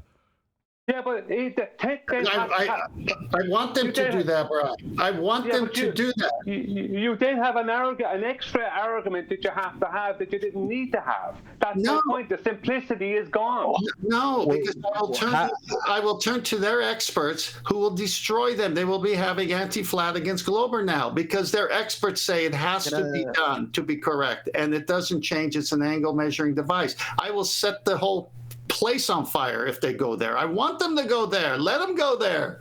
Right, go there with me. My question to you, Brian, I'll go there with you. So you said you argue that your eye line to the horizon is a straight line? That's right, yeah. Okay, how far away is that horizon in your globe model? How far away is that? But that's the changing of the argument. No. Let me try. Hold on, Brian. You say it's a straight. You say it's a straight line to the horizon, right? But as a glober, I can just point out that no, you don't have any straight lines. Literally none. Oh, I do have in my eye line to the horizon when I need it to be. It's straight when I need it to be. I'm a glober. I can say anything. Yeah, I know you can, but say it with me. Please don't take your devil's advocate job to the extent of being the fundy bit of it as well. You've still got to actually stay on track with the arguments and not circle jerk. So, yes, I get it. They can repeat their argument and ignore what you say. And that isn't what I need from you, though, Brian. My point in terms of the parallel, you've said, they'll just ignore that. Okay. But the next point is, if they've said that they've got a straight line to the horizon, and that's what they're utilising, because that's how the sextant works in response, well, no, they haven't. Literally, none of the line, nothing that you, if you're a globe believer, and you stand out and you look out your window, nothing you see, without exception, is where it's supposed to be with a straight line of sight to it. Literally nothing ever has a straight line to it. Fact. Okay. I have a straight line to the apparent horizon. That's all I need to say. And if you want to start arguing about the horizon and whether it's refracted or geometric or anything else, that suits me down to the ground, because now we're not talking about the sextant. You understand? This is my point. Yeah. Hold on. Stop. You would hope so. You're not doing a devil's advocate that's going to weasel away from me. No, when you said that your fundy position is globe-believing, anti-flat earth, whichever position, is that you've got a straight line to the horizon. My response to you, in devil's advocate as a globe-believing or fundy or anti-flat earther, is no, you have not. Every line, in every instance, to everything ever on a globe is not straight ever. It's all refracted all the time, always, without exception. Therefore, when you just hand wave that and say, no, I'm going to have a optical line of sight to something that's straight, you don't have that and can never achieve that on a globe. That's still the same unaddressed position. It's straight enough. Well, then you got to realize, Brian, who's acting as baller. I want Nathan to come back to that. I can use your definitions and just general geometric terms in terms of what's straight enough versus actually straight. You know, shout out to Bev, try thinking. But do you see where we're going here? Now we're arguing about all this stuff, this minutiae. We're not there yet. You're just summing up when we're not there yet. I need you as the devil's advocate anti-flat earther to eventually get to the point where I can say the word bendizontal to you. And now you're almost there because you're saying it's straight enough. Well, what's straight enough? What, a tangent line? Can you have a straight enough tangent line? What about the curved surface itself? Is that straight enough curved surface? It's like, no, we're talking about geometric principles. Straight is straight, you haven't got it. Line of sight or otherwise, you don't have that on a globe. But it's straight enough for me to take the angle. Bring it to me, Brian. You said, how would I answer that? I would answer it this way, after I let Eli get his point in, because he's been trying. Go on, Eli. Thank you. Well, I think my point still stands. If he's going to... I agree with you, Nathan. Everything is a holographic projection if you live on a globe. But if you're to assert that you're using flat lines, well, the physical curvature of the sphere, well, I already said it. It's physical. So how far away is that horizon line? Well, we know that's as far as you're going to get. Well, we know that the apparent horizon is a projection of the geometric horizon. Well, you can't get a straight line to it then. So you've just self-defeated. As a baller, you've just self-defeated your own argument then, because you're saying you can get a straight line. Now you've just professed that the geometric horizon only exists in the maths, and the apparent horizon is not that. Therefore, no straight line. Again, you've just collapsed your own globe-believing argument. No, what I've done is exactly what I wanted to happen. Because now I can say, well, the apparent horizon is directly above the geometric horizon. So that means that the distance is the same, and it's straight enough. And now you're not talking about the sextant and the 90-degree angle and the straight line radius. None of that. But that's not. But when you let Brian make his point. Let Brian make his conclusory point. The most important bit is normally the bit that gets rumpus, Eli. Go ahead, Brian. Sorry. Yeah, that's my point. Now we're not talking about all the important things. The 90-degree angle that's always created due to the horizon dip correction and the straight line radius. I'm not dealing with any of that now. We're arguing about straight lines to the horizon. Right. No, because you're having... Wait. Let me just agree with him. Wait. No, Eli, no. No. He's proved his point. I can't not agree with him after making such an excellent point. He's made his point and validated it. Because we are doing that, aren't we? We are further away from the sextant. I'd be moaning that this little segue was getting us further and further away from the point, and that's Brian's point. And I can't argue with him. I'm the one doing it again. He's a clever man, and you can't argue with that. No, based on what he said, he just relinquished the 90-degree to himself. I've pointed that out. Yes, I know. And I pointed that out to him, but his response was to say, yeah, but we're still here talking about it, aren't we? So, yes, Eli, you're right, and I pointed that out. Oh, well, you've lost your straight line then. Yeah, But we're still not talking about the sextant proof now, aren't we? We're in a little bit of a circle jerk. That's because he wasn't talking to me directly. So you want to have it at me? Go ahead. Go ahead, Brian. See if you can be Brian the baller and get me off the sextant. Okay. Well, as you stated yourself, Tent Man and Nathan, the horizon dip correction is not that important. Nobody really uses it. So we can just take an angle from a star, from a celestial body, and then an angle straight to the horizon, and a line from the star and a line straight to the horizon, and get an angle from that. And then we'll just follow the curve of the Earth in just that straight line down along the curve. Straight line down along the curve. When did I say There it is, I wanted that! Bastard! So bend horizontal, that's what I was waiting for. Do it to 10th. Give 10th the feed line I've been waiting for 10 straight minutes. So you're saying a straight bent line then? Bend horizontal line then, Brian? Yeah. No, it's a straight line along the surface of the sphere. That's not straight, that's bend horizontal. It's straight enough. Straight enough, bend horizontal, same difference. I'll use Brian's. That's how bowlers think. Brian told me. If you up on that line, look, right. Brian's also not stupid. Like Arwin, he's intentionally given 10th what I was desperately trying to fish for him. So there's a bit of audio chaos around this now, because in a minute he'll be using this as the example how we have got away from the sextant again, won't he? Well, you guys interrupted. I couldn't get him back to it. You guys jumped in. It was supposed to be just Brian and I. Yeah, it's supposed to be. It's supposed to be, but Brian's not stupid either. He knows all the tricks. He knows how to cause chaos. Right, but you guys should have had patience until I answered, but you didn't give it to me.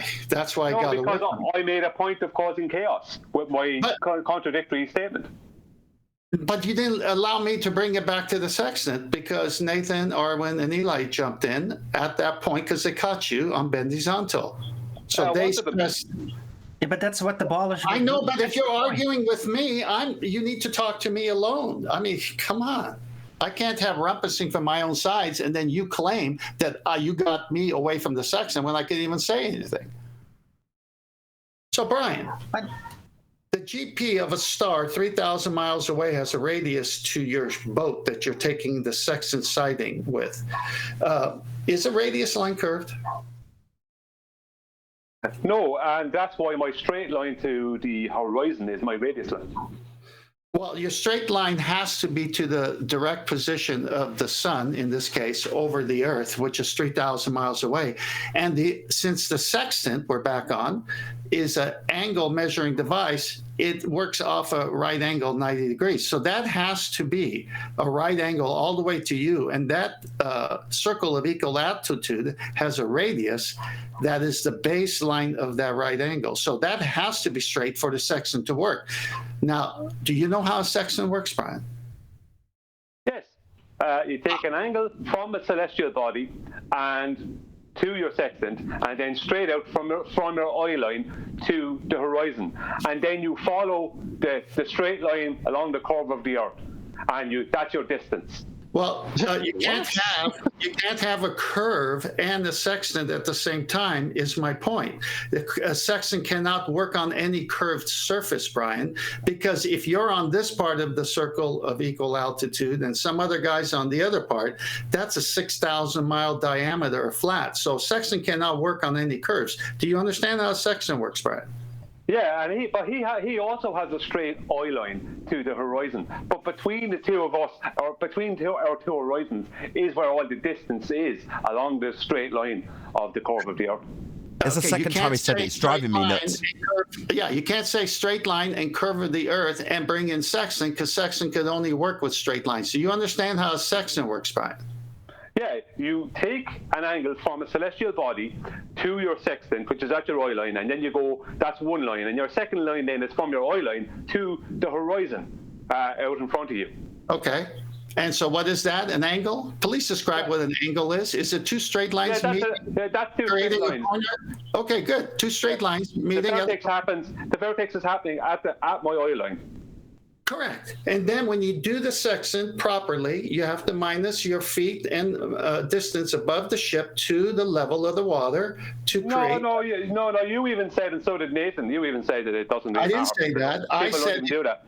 No, it's on audio. It's on. No, don't rumpus me. Don't rumpus me. Don't rumpus me. Don't rumpus me. I said. Hold on, first of all, hold on, 10th. No.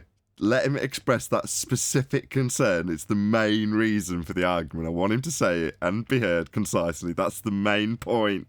So don't project either. You told him not to rumpus you just while he's making the main point here. Can you say it just once more, Brian, without interruption? Go ahead. What do you want me to say? Be Brian Baller or be Brian? Baller. Oh, yeah, I get my vertex is at my oil line. No. You said Nathan and 10th both said it wasn't that important to minus off the dip angle. So Nathan and 10th said it.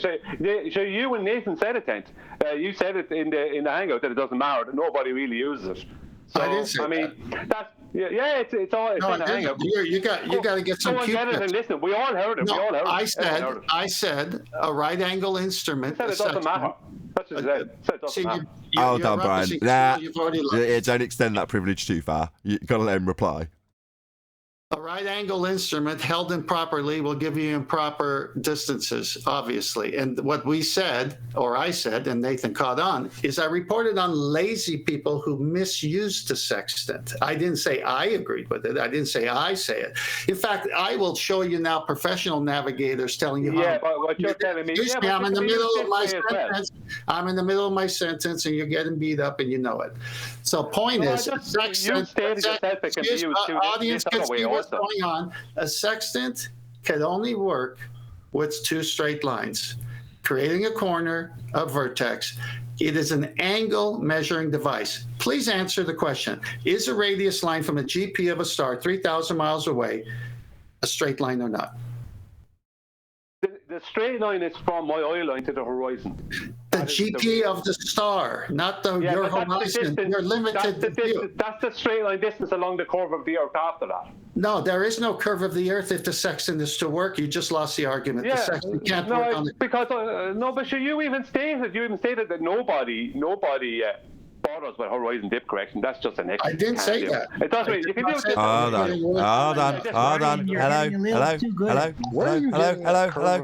Hello. He's got a straight line over the curve of the Earth. Right, that's the paradox he's employing. He's employing bendizontal. I mean, if Bev was on the line now, he'd be having a heart attack.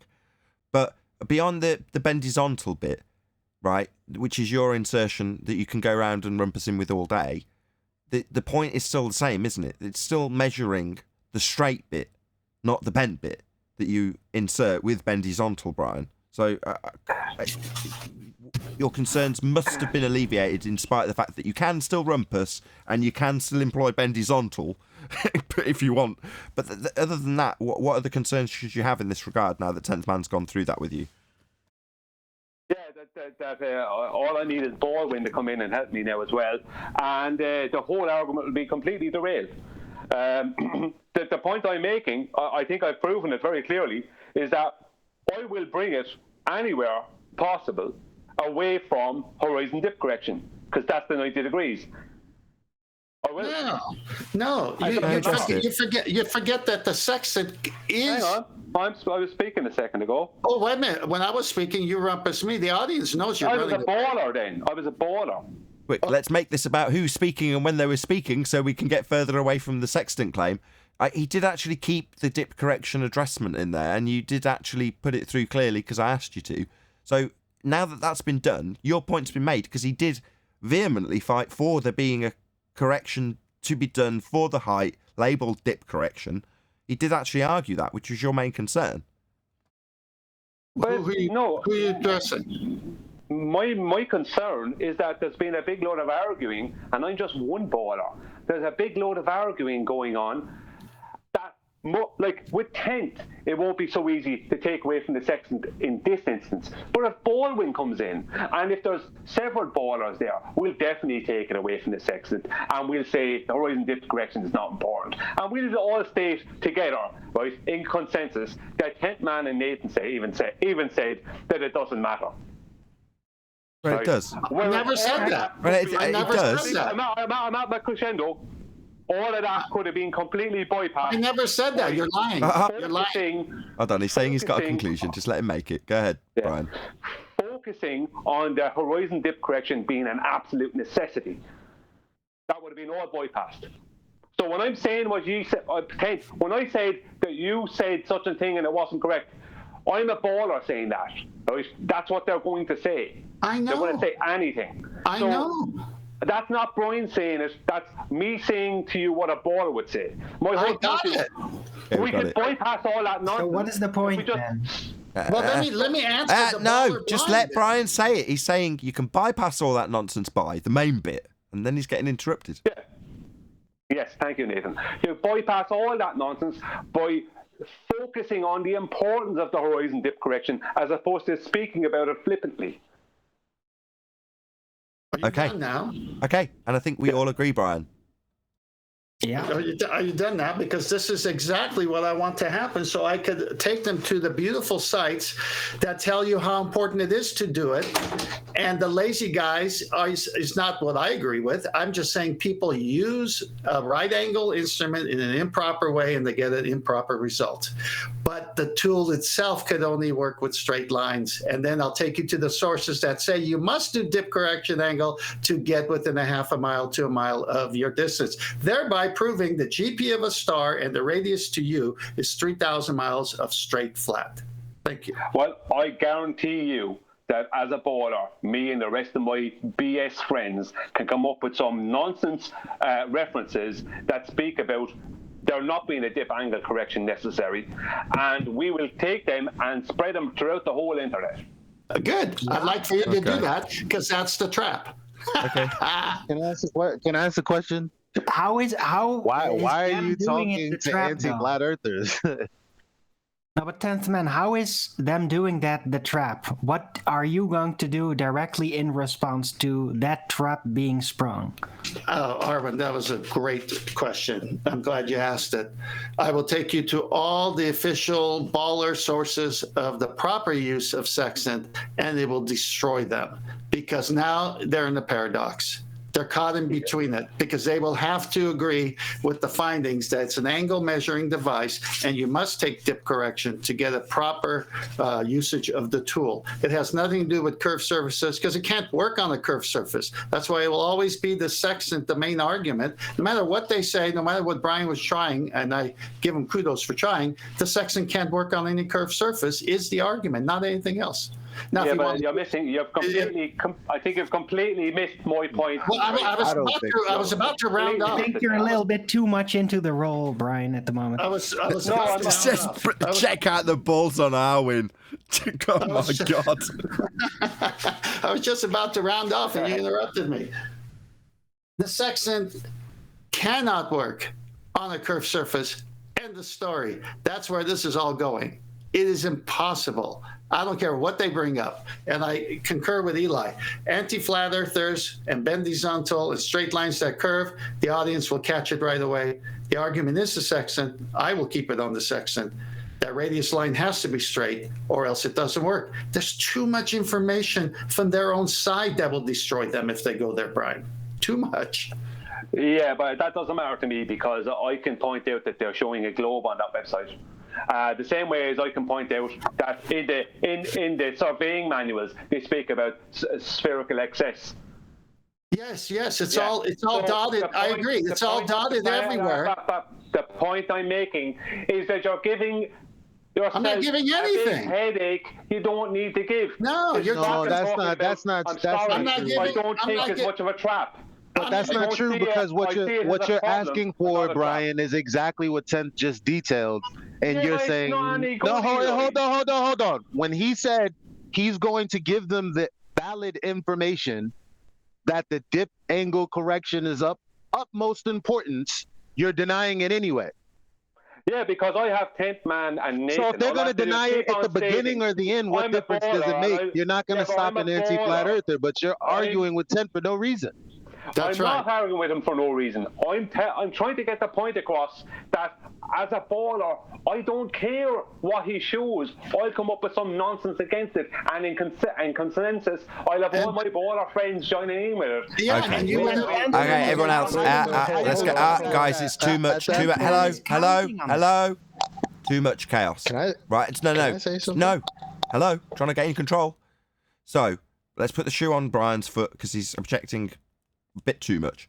So what do you want, Brian? What is your desire in this regard? What are you hoping to achieve? I'm going to put the shoe on your foot so you can tell us what you're hoping for. I'm hoping that we don't speak about what amateur mariners do. That is unnecessary. We only speak about what professionals do and the importance of the horizon dip correction to make that absolute 90 degrees, to make that to make sure that the radius line is on the surface of the Earth and not some ad hoc radius that I'm making up with my oil line to an apparent horizon. Right? Okay. I want to bypass all that nonsense. Fine. Okay. I solemnly swear that I will not underplay the importance of the dip angle correction by the many arms of Ganesh. Amen. So okay, now that he's praised Ganesh, okay, so the first thing you do is relay the importance of the dip angle being corrected, right? That's the very first thing you do is lay emphasis on that and give all of your sources for it. What's to stop me as a baller from going to those sources and saying, look, there's a ball right there, just like you said? Because my argument in the first place is that the horizon dip correction is not that important. And why it's not that important is because I heard you all say it on your Saturday debate show. Yo, you keep strong at it. Hang on. I'm a baller, remember? I'm a baller. So all I need is enough to hand wave it away. That's all I need to do. I have enough to hand wave it away and enough to character assassinate the argument and make it look like we don't know, the flat earthers don't know what we're talking about. Well, it's too late now because the show is live. So sorry, Brian, too late. It's not too late. But you're missing the point. Just arguing that guys, can you appreciate? Hello, can you appreciate that Brian is playing devil's advocate, right? So can you stop attacking baller Brian and just accept what he's doing? And he's making his point again and again and again, and you're like, yeah, but you're going around in circles, etc., etc. He's making his point by doing it. So, can we try and just keep it one person at a time? Brian's, he's a bit too much into character. We'll agree with Arwin to an extent. The fact that Arwin pointed that out is outrageous, but there we go. Well, am I still engaged since I was the last person? Because I don't want to have the argument. 3 people at once, right? Who wants to go first? Is it Chocolate? Me. Can I just say one thing? Like, yes. When I heard Brian say, as a baller, I wouldn't care about whatever 10th man would show me, right? Is that sort of kind of what you said, Brian? Yes, Chocolate. Right. So at that point, well, if you're just going to deny what's being shown to you and given to you as evidence, especially of your own side, declaring his point, well, then that's the point that he should stop talking to you, right? That's the point where you lose all credibility. Because if you don't care, aren't you just claiming that globers are being unreasonable and will be unreasonable? Yeah, exactly the point. So, like, why argue with 10th man about what his argument's going to be if you're going to play a baller that's just not going to care what his argument's going to be, even if it devastates the guy's argument? Like, who cares? You're missing the point. The point is, we wouldn't be doing any. Then respond. We wouldn't be doing any of that if we just ignored these amateur mariners and stuck to you have to do the horizon dip correction to get that 90 degrees, and the straight radius line is along the surface of the Earth, not some ad hoc thing that I can state that comes from my oil line to the horizon and then follows a straight line down along the surface of a sphere. So my argument can now become, okay, so Brian comes along, he gives, all of these accounts from these real sailors that that tell you how to really do it, and I go, oh no, my friend doesn't. He does none of that. Look right here. Look at all these mariners that do none of that. What say you then? I can turn it back to what I said when I was being Baller Brian earlier. Yeah, you're not baller. Okay. You're not Baller Brian no more. I'm Baller Eli. So no, that's not fair. That's not fair. Really confusing. That's not fair. I'm Baller Eli, and you're just regular Brian. You propose your argument, and I tell you, well, it's not important because my friend, the dip angle correction, because my friend gets it good enough, and he uses the apparent position of blah blah blah, and so not only that, but you can. Well, I'm a baller who really cares, right? Because you're saying your point. I don't understand where you're going with this. Well, if you let him finish, then you might find out. Yeah. All right, Arvin, okay. So my friend, the thing that you're saying is of the utmost importance. No, my friend. No. What are you talking about? Why are you arguing with me about me and my friend? Sir? I'm not talking about your friend. I'm talking about a show. Why I'm talking about my friend. I'm not talking about you. I'm talking about my friend. Guys, stop. Both of you stop. Hello. Right, I think what Eli's trying to do with you, Brian, is say, I want you now, because you're concerned that the argument's going to get diluted, to express the argument to Eli so that he understands how you would position it when he's playing baller. That's what I think he's trying to do with you. Position it. But my point, Nathan, is I wouldn't position it because I wouldn't be in the position where he'd be trying to So you don't want to see the flaw in it's not a flaw. The thing is, you're missing the point. Each other finish each sentence. Just finish sentences. I wish you would. My point is that argument won't be coming up. Right, and it won't matter if someone does bring it up because then I can show the official source, and that person will have to accept. Well, that's what Ten said he would do. No, because and you said you wouldn't accept it. As a baller, I can point back to the show where Kent and Nathan said it doesn't matter. Right, and then I said, and then hold on, but then I said, so why are we talking about? But then, why are you interrupting me? Because at that point that you just said, I already responded to that. Well, it's too late now. Water under the bridge, because the show is live. What do you mean? Not right now, but this is not. This is a red herring. This is actually a red. What do you mean? This is not my point. You red herringed it by talking about this. So I said, well, guys, calm down. Okay. Well, he's the one interrupting. Simple for everyone. Can you please just don't listen to me? Don't listen to me, right? And leave it all go to fuck. How about that? Well, I don't know why you're upset. I'm just trying to respond to you. You don't like know because you keep arguing with me. The mind experiment is going out of hand. Owen, you make matters worse. Man. Let everyone clear the airwaves just so Brian can round up his point without everyone interrupting him and frustrating him. Thank you, Nathan. My point is that I shouldn't have to argue this. I shouldn't have to be arguing this with everyone here. Well, it's this should be just understood. So this should be understood that you're adding in an extra argument that the ballers can use to hand it's it away. Nathan's fault. It's already out there. It's not just Nathan's fault. Yes, it is. Okay, stop. Hello. Right, Brian's trying to point out that if you understand the argument implicitly, you won't have this problem to deal with. However, if, like me, you just don't know the argument well enough to say, this is how it should be done to make it make geometric sense and our argument make sense, then that's just going to be immediately latched onto by the Globers and you'll go round and round in circles with that rather than the proof. That's Brian's point. I hope I've summarised it well enough. Yes, Nathan. But that's exactly I've already... Okay, fine. But didn't I rebut that? And was it not a worthy baller rebuttal? Well, I have a friend who doesn't do it that way.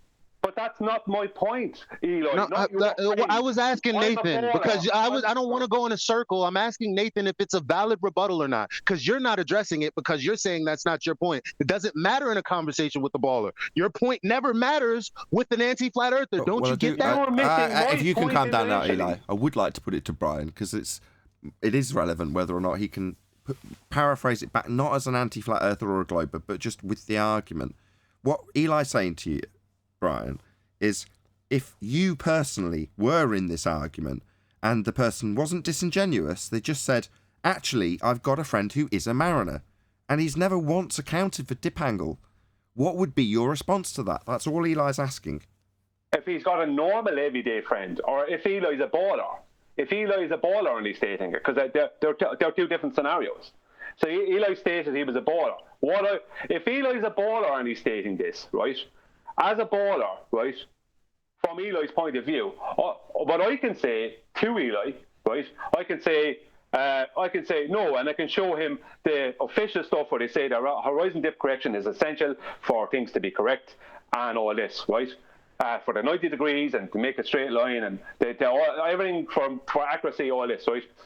And as a baller, Eli can say, for sure, even all your friends on the flat earth debate, they all said it didn't matter. That's my point. That's just, okay. Well, let me rewind back to the last sentence you said. Rewind before that, because your point is coming in second now that I've introduced my friend, and now you have to correct me using pertinent sources. That's exactly what 10th would do in that line of order as well. Yes, but why are you bringing up your friend? Because you know that it was flippantly spoke about on the flat earth debate. The point I'm making is not your friend, not someone you know. It's a baller who is going to use the fact that there was a flippant attitude towards towards a horizon dip correction. So we now we have a whole new load of rubbish to deal with. We shouldn't have to deal with. Well, it's Nathan's fault. Why are you blaming us? It's not Nathan's fault. Yes, it is. Yeah, it's not a whole new. Ryan's just being nice. There we go. Yes, it's not a whole new load of rubbish if you understand how the sextant works. And that's Brian's point. That's Brian's Okay. point. He's saying if you understand the argument, you won't be flippant and it won't cause a problem in the future. However, it has already caused a problem because most people don't understand how the argument works. They don't understand what's intrinsic to the proof. And intrinsic to the proof is the flat plane that's being measured, and that's the thing that should be stressed rather than getting into wrangle-dangles about dip angle corrections, which are important to the measurement. Critical because we're proving the flat plane. Yeah, my whole point was, the whole point of the argument is the horizon dip correction, because that brings it down to the surface of the earth. They're having a straight line from the water beneath your boat. And they're bringing that straight line. You're missing it. I'm sorry, but you're missing it. Hang on, Kent. They're bringing that straight line. They're making a 90-degree angle, right, on the water beneath your boat, and that's that straight line along the surface of the earth. Not some ad hoc straight line between my eye line and the horizon that I believe is the geometric edge of a globe earth. I don't know if I'm going to get through to you because you're so thick right now because you've turned into a baller. You're missing the whole argument. Everyone calm down. You're missing the whole argument, Brian. When the you're both having two different arguments at the same time. Everyone stop. You keep moving past each other. If you start... look. If you start the sentence by saying you don't understand, 10th, you're going to agitate him and you're going to get nothing but interruptions from him. So just try and rephrase it. That's what he said. That's what he said. I know. Right. 20 times. Okay, everyone calm down again. Let's try that once more. Right. What I'm trying to do is get a concise summary from 10th of what he's tried to summarise 3 times prior, which is that he's got an ulterior motive and he's leading them up down a path. I don't know what bloody other metaphors to use to lead 10th man into this. However, 10th, I'm talking to 10th now, right? If you start by telling Brian that he's a bit thick and doesn't get it right now, well, you're just going to antagonise him. I understand his frustration. Now, I'm not saying he's got a right to interrupt you, but you're going to entice that by the way you've started this statement. Now, I want to keep the interruption to a minimum, so can you just phrase it in a different way that makes your ulterior motive clear without necessarily addressing it to Brian as though he doesn't get it? Well, I wasn't addressing it to Brian that we know. I was addressing to Baller Brian like I would if this was a real debate. So, yeah, I could do it to them because they're not getting it. Okay, so I one more thing. Okay, that's the third time Arwin's tried to get conversation straight through the top of this. So, Arwin, obviously you want to interject. Go ahead. Then 10th, nobody else. I'm just seeing you two having these different, very detailed conversations and arguments, but you keep on moving past, like, you don't understand my point, and then the other says, but you don't understand my point, and then you don't understand. Just concede you're not making the same point. Both your points are valid, but it's just never gonna find a middle road like this. If you keep on saying this. Am I going to be able to summarize now? Yeah. Thank you, Arwin. Now I just want Tenth to actually make his ulterior motive clear. Then Brian will undoubtedly want to respond. The argument starts and ends with the sextant. What is it? How does it work? That's where everyone's got to stay. All these little traps that are being laid are going to be wonderful because they're going to be off on those things, which is where I want them to go. Because then I'll just bring them back that the tool cannot operate that way. The tool could only work with straight lines. It's an angle measuring device. It can never work off of any curved surface. These are ridiculous things to input with the sextant. For example, if you use the sextant improperly, which is what we're discussing, you're 20 miles off of your target. If you use it properly, you're within a mile to half a mile. Okay, how does the sextant work? On angles. What creates an angle? Two straight lines, corner or vertex. The point is the sextant works. When they hold it improperly, it doesn't change the surface of the Earth to a curve. It's still measuring an angle improperly, thus setting him 20 miles off. That's it. Nothing more, nothing less. You want to be good? Do it the right way. You want to take a tape measure and the right angle carpenter's tool and not put it against the corner properly, your woodwork won't turn up right. It's not the tool's fault. The tool works exactly as a right angle, 90 degree. It's over for them. Let them do whatever they want. It doesn't matter. Someone using a tape measure the wrong way doesn't change how a tape measure works. Yeah, for me, this whole thing is you're building a big, massive skyscraper, and then you're taking the very foundations that's set on, solid foundations, and you're causing them to go weak. Only so you can show them how good you are at fixing cars. What? Yeah. What are you saying now? You think I'm taking this a bit personal. No, you're very wrong. You give them too much credit. God, hold on. Guys, can you hear the agitation level in 10th and Brian rising as Eli and Arwin Fundy mute them? Yeah, they're talking over each other. Two other people joining in won't help. Thank you. Yeah, okay, look, what you just said is so wrong that I can't even respond to it because it's not anything that could ever come back to hurt the argument because the tool cannot work without a flat surface and a 90. The tool is rendered inoperative. Get it? If you use it wrong, then you get a wrong reading. That's all. It still needs a flat surface to work. That's the argument. My goodness. As I stated, it was rock solid with solid foundations, and you weakened the foundations just so you can show some baller how good you are at fixing the foundation. No, see, now I take personal to that remark. That's not why I'm doing it. That's not why I'm doing it. Can I ask I don't Brian, see that, Brian. I don't see that. Can I ask Brian, how is the foundation weaker if the foundation is a flat surface? Is there anything other than a flat surface that the sextant, whether it's being used right or wrong, is there anything other than that? Like, how is the foundation being? Like, I don't know. I'm trying to understand, man. I don't get it. It's that it's not about the reality of the situation. It's about our opposition in the situation. We're weakening our argument in the face of our opposition because we're giving them an opportunity to mess with our argument. And look stupid. We're giving them an opportunity to continue to tell us. Let me finish speaking to It's not weakening the argument. Let me finish speaking to Chocolate. Being prideful. I'm sorry. Let him respond to Chocolate. Hello. That's all. Hello, Chocolate's managed to get his way into the conversation. Now you've got to let him respond. I know everyone else wants to say, no, it isn't, no, it isn't, no, it isn't, through the top of Brian. Just, can you hold your tongues? Yeah, the point I'm making is it's a completely unnecessary thing that weakens our argument.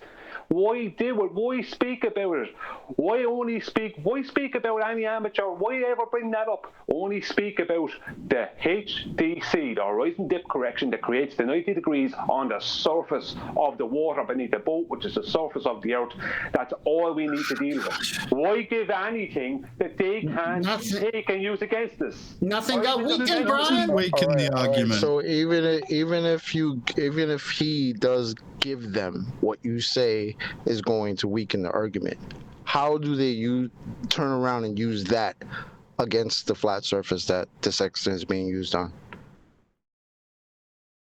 Because they're going to say the straight line they're getting an angle from a celestial body to the sextant, and then the other straight line is going to be from their eye line to the horizon, and they're going to come, and that horizon will be a geometric or an apparent horizon that's refracted from the geometric horizon, and that straight line will be the radius line, the straight line radius, and it will continue on in a straight line over the curve of the sphere Earth. And aren't they saying that You're already? too much into the role of baller. You're actually starting to fall for their own self-imposed belief of winning. Really, you are, Brian. They don't have that much grip. They can always worm their way out. It doesn't mean they're winning. I found, thanks, Arwen. I found out very, very early, right, what their game plan is. And it's like, grab anything to use against you. Yeah. And now that's what I want them to do. Yeah, but it's not going to work, though. It doesn't actually work. It only works in their mind. Everything I said today, forget the whole lot, do whatever you want. Right? I'm done with it. Yeah, that's what I want them to do, Brian. Because the minute they do that, Chocolate's point, the minute they do that, Chocolate's point gets... All right, Eli, go. Chocolate, go. I'll go next if Nathan likes it that way. Yeah, that sounds all right to me. Wait a second. I've been trying to get him working for 3 hours. Hey, we're not in the list. Hold on. Will Neil rumpus this? Hold on. Go ahead, Neil. Then Eli. Go ahead. Ridiculous to suggest pride. QE did it, set them up beautiful with the Black Swan, dead. End of story. If 10th Man has something where he wants them to go to a certain area because it's the death blow, let him. It has nothing to do with pride. I disagree with you, Brian. Okay. It's not the argument. I'm sorry, Brian, to do this. Yeah, we know. Hold on. I'm sorry, Brian. Go ahead, Eli. It was addressed to me. I know. I'm sorry. You've explained it to no end. I know, but we're going to get Arwen and Eli interrupting constantly if we don't let them make their piece clear. Go ahead, Eli.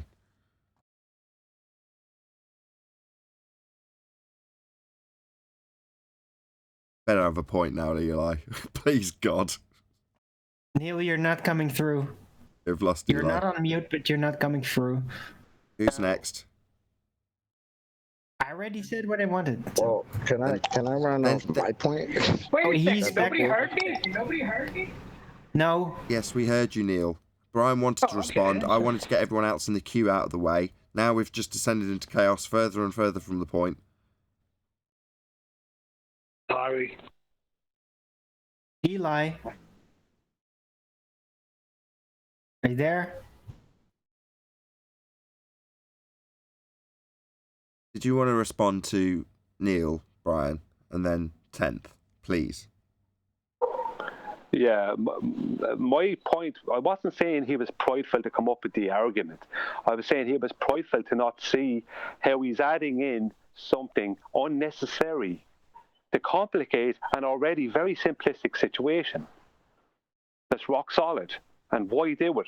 And I was saying he was being prideful to argue against that so fervently. That's what I was saying. Not his argument. Not that he came up with the argument. The argument is not prideful. It's that he was arguing so hard with me when I view it as a destruction, a possible destruction of the argument. It is not a... Mic check. Go on, Eli. Coming through. Here's the thing. Whether you belabor the point or, relinquish the point, there's never going to come a day where I think you saying "I told you so" is justified, because in my mind, there's no way that they're not going to find a way to poo-poo the argument. For God's sakes, you're talking about a 90. They're not even you. What are you going to tell a baller who says there is no 90? You're just going to tell them there is, and they're going to say no, there's not. Like, you're never going to be.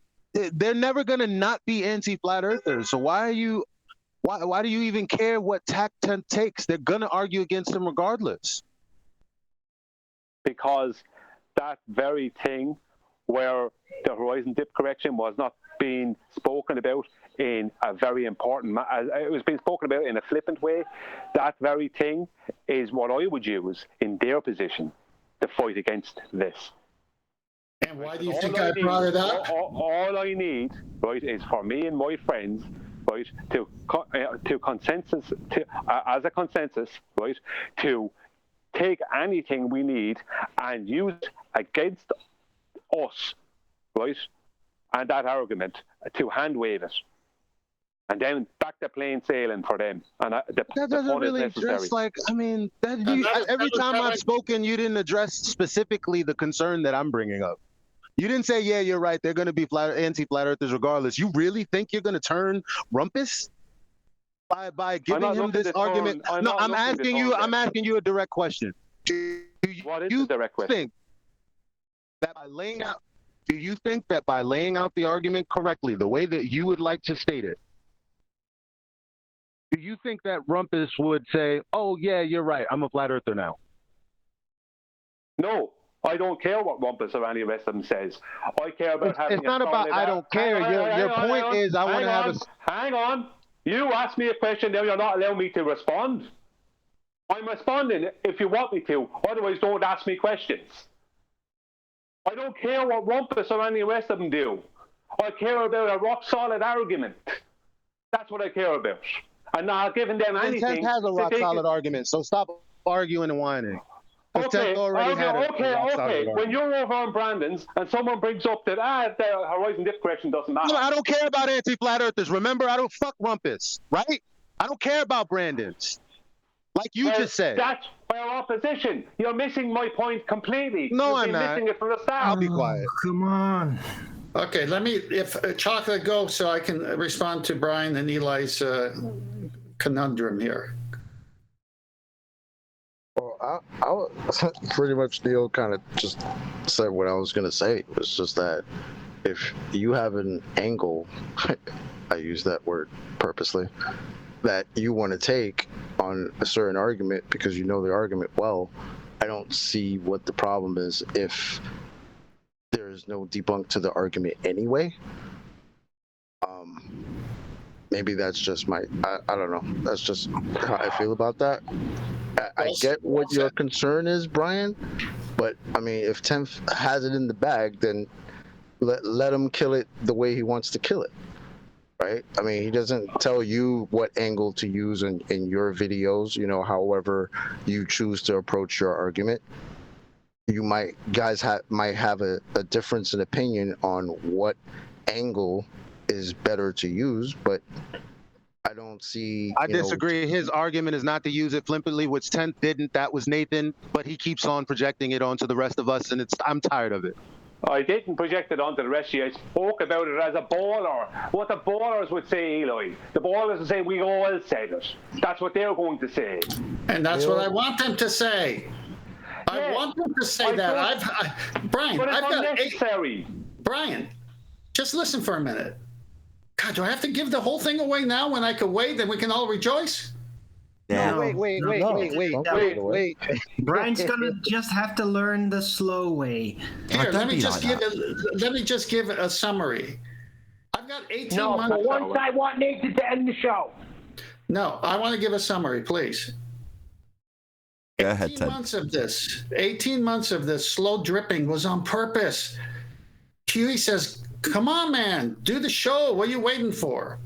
Nathan says, man, you really ought to do this on the live show. No, I want to drip. I want to take my time. I've been setting them up from the beginning. Okay, so guess what? You don't think they're going to run into that video where the guy says I use the Sextant without dip correction and I'm 20 miles off? You don't think they're going to find that without me? I put it there. I want them to find it. It's a counter argument that is going to come up. Yes, they're going to find everything. They're just getting into sextant education themselves. Now, not bragging, but I've got 18 months head start. So when I call navigators and talk to them, what do you think I was talking to them about? I ain't going to tell everyone. When I call schools for navigation that charge $3,000 to $4,000, what do you think I talked to them about? Well, I gleaned a lot of important information out of those things. Excuse me. I put together arguments before they even happened. Okay, if I'm a baller, I'd say this. Well, then I'd say this. So then I said, well, how do I kill it? How do I make this thing bulletproof? All right. So the gift that was so unbelievable that happened a couple of weeks ago that I never even thought they would do this early on was they ditched 90. We don't want to hear 90 degrees. The minute they did that, I said, oh, it's happening faster than I expected. You can't ditch 90 degrees and have a sextant work. A 90 degree is a right angle. It's over for them. They ditched it already.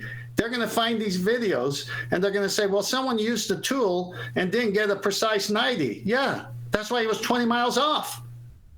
But the tool can only measure 90 degrees, held right or wrong. The surface is not the issue. Curved, it can't work on, though. It must be flat because that's the tool. Right, or the sextant would have to be accounting for more degrees, right? Why are you trying to sell the argument to me? I already bought the argument ages ago. I'm not the problem. I'm not selling it, but you're giving too much credence, like Eli says, to the anti-flat earthers. I don't go to those shows. I don't care to talk to them. I do all this for the audience. When everyone, in 18 months, when everyone put the same amount of time as I did, hours and hours a day, you'll see what side is winning and what side looks embarrassed with their tail between their legs. That's the anti-flat earthers. When they got rid of 90, they died right there. Now, I'm not going to tell you why and how, other than I already have, but there's more coming. They just destroyed the ball when they killed 90. Just think about that. With that, I am going to say a huge, massive, enormous thank you to both Discord and G+ panels for making today's after show possible. Of course, a massive thank you to all of you in either Nathan Oakley 1980 or Nathan Oakley Premiering streams, hopefully smashing the PayPal link, super chat, all that good stuff. I've been Nathan Oakley, and I will see you all in the next video.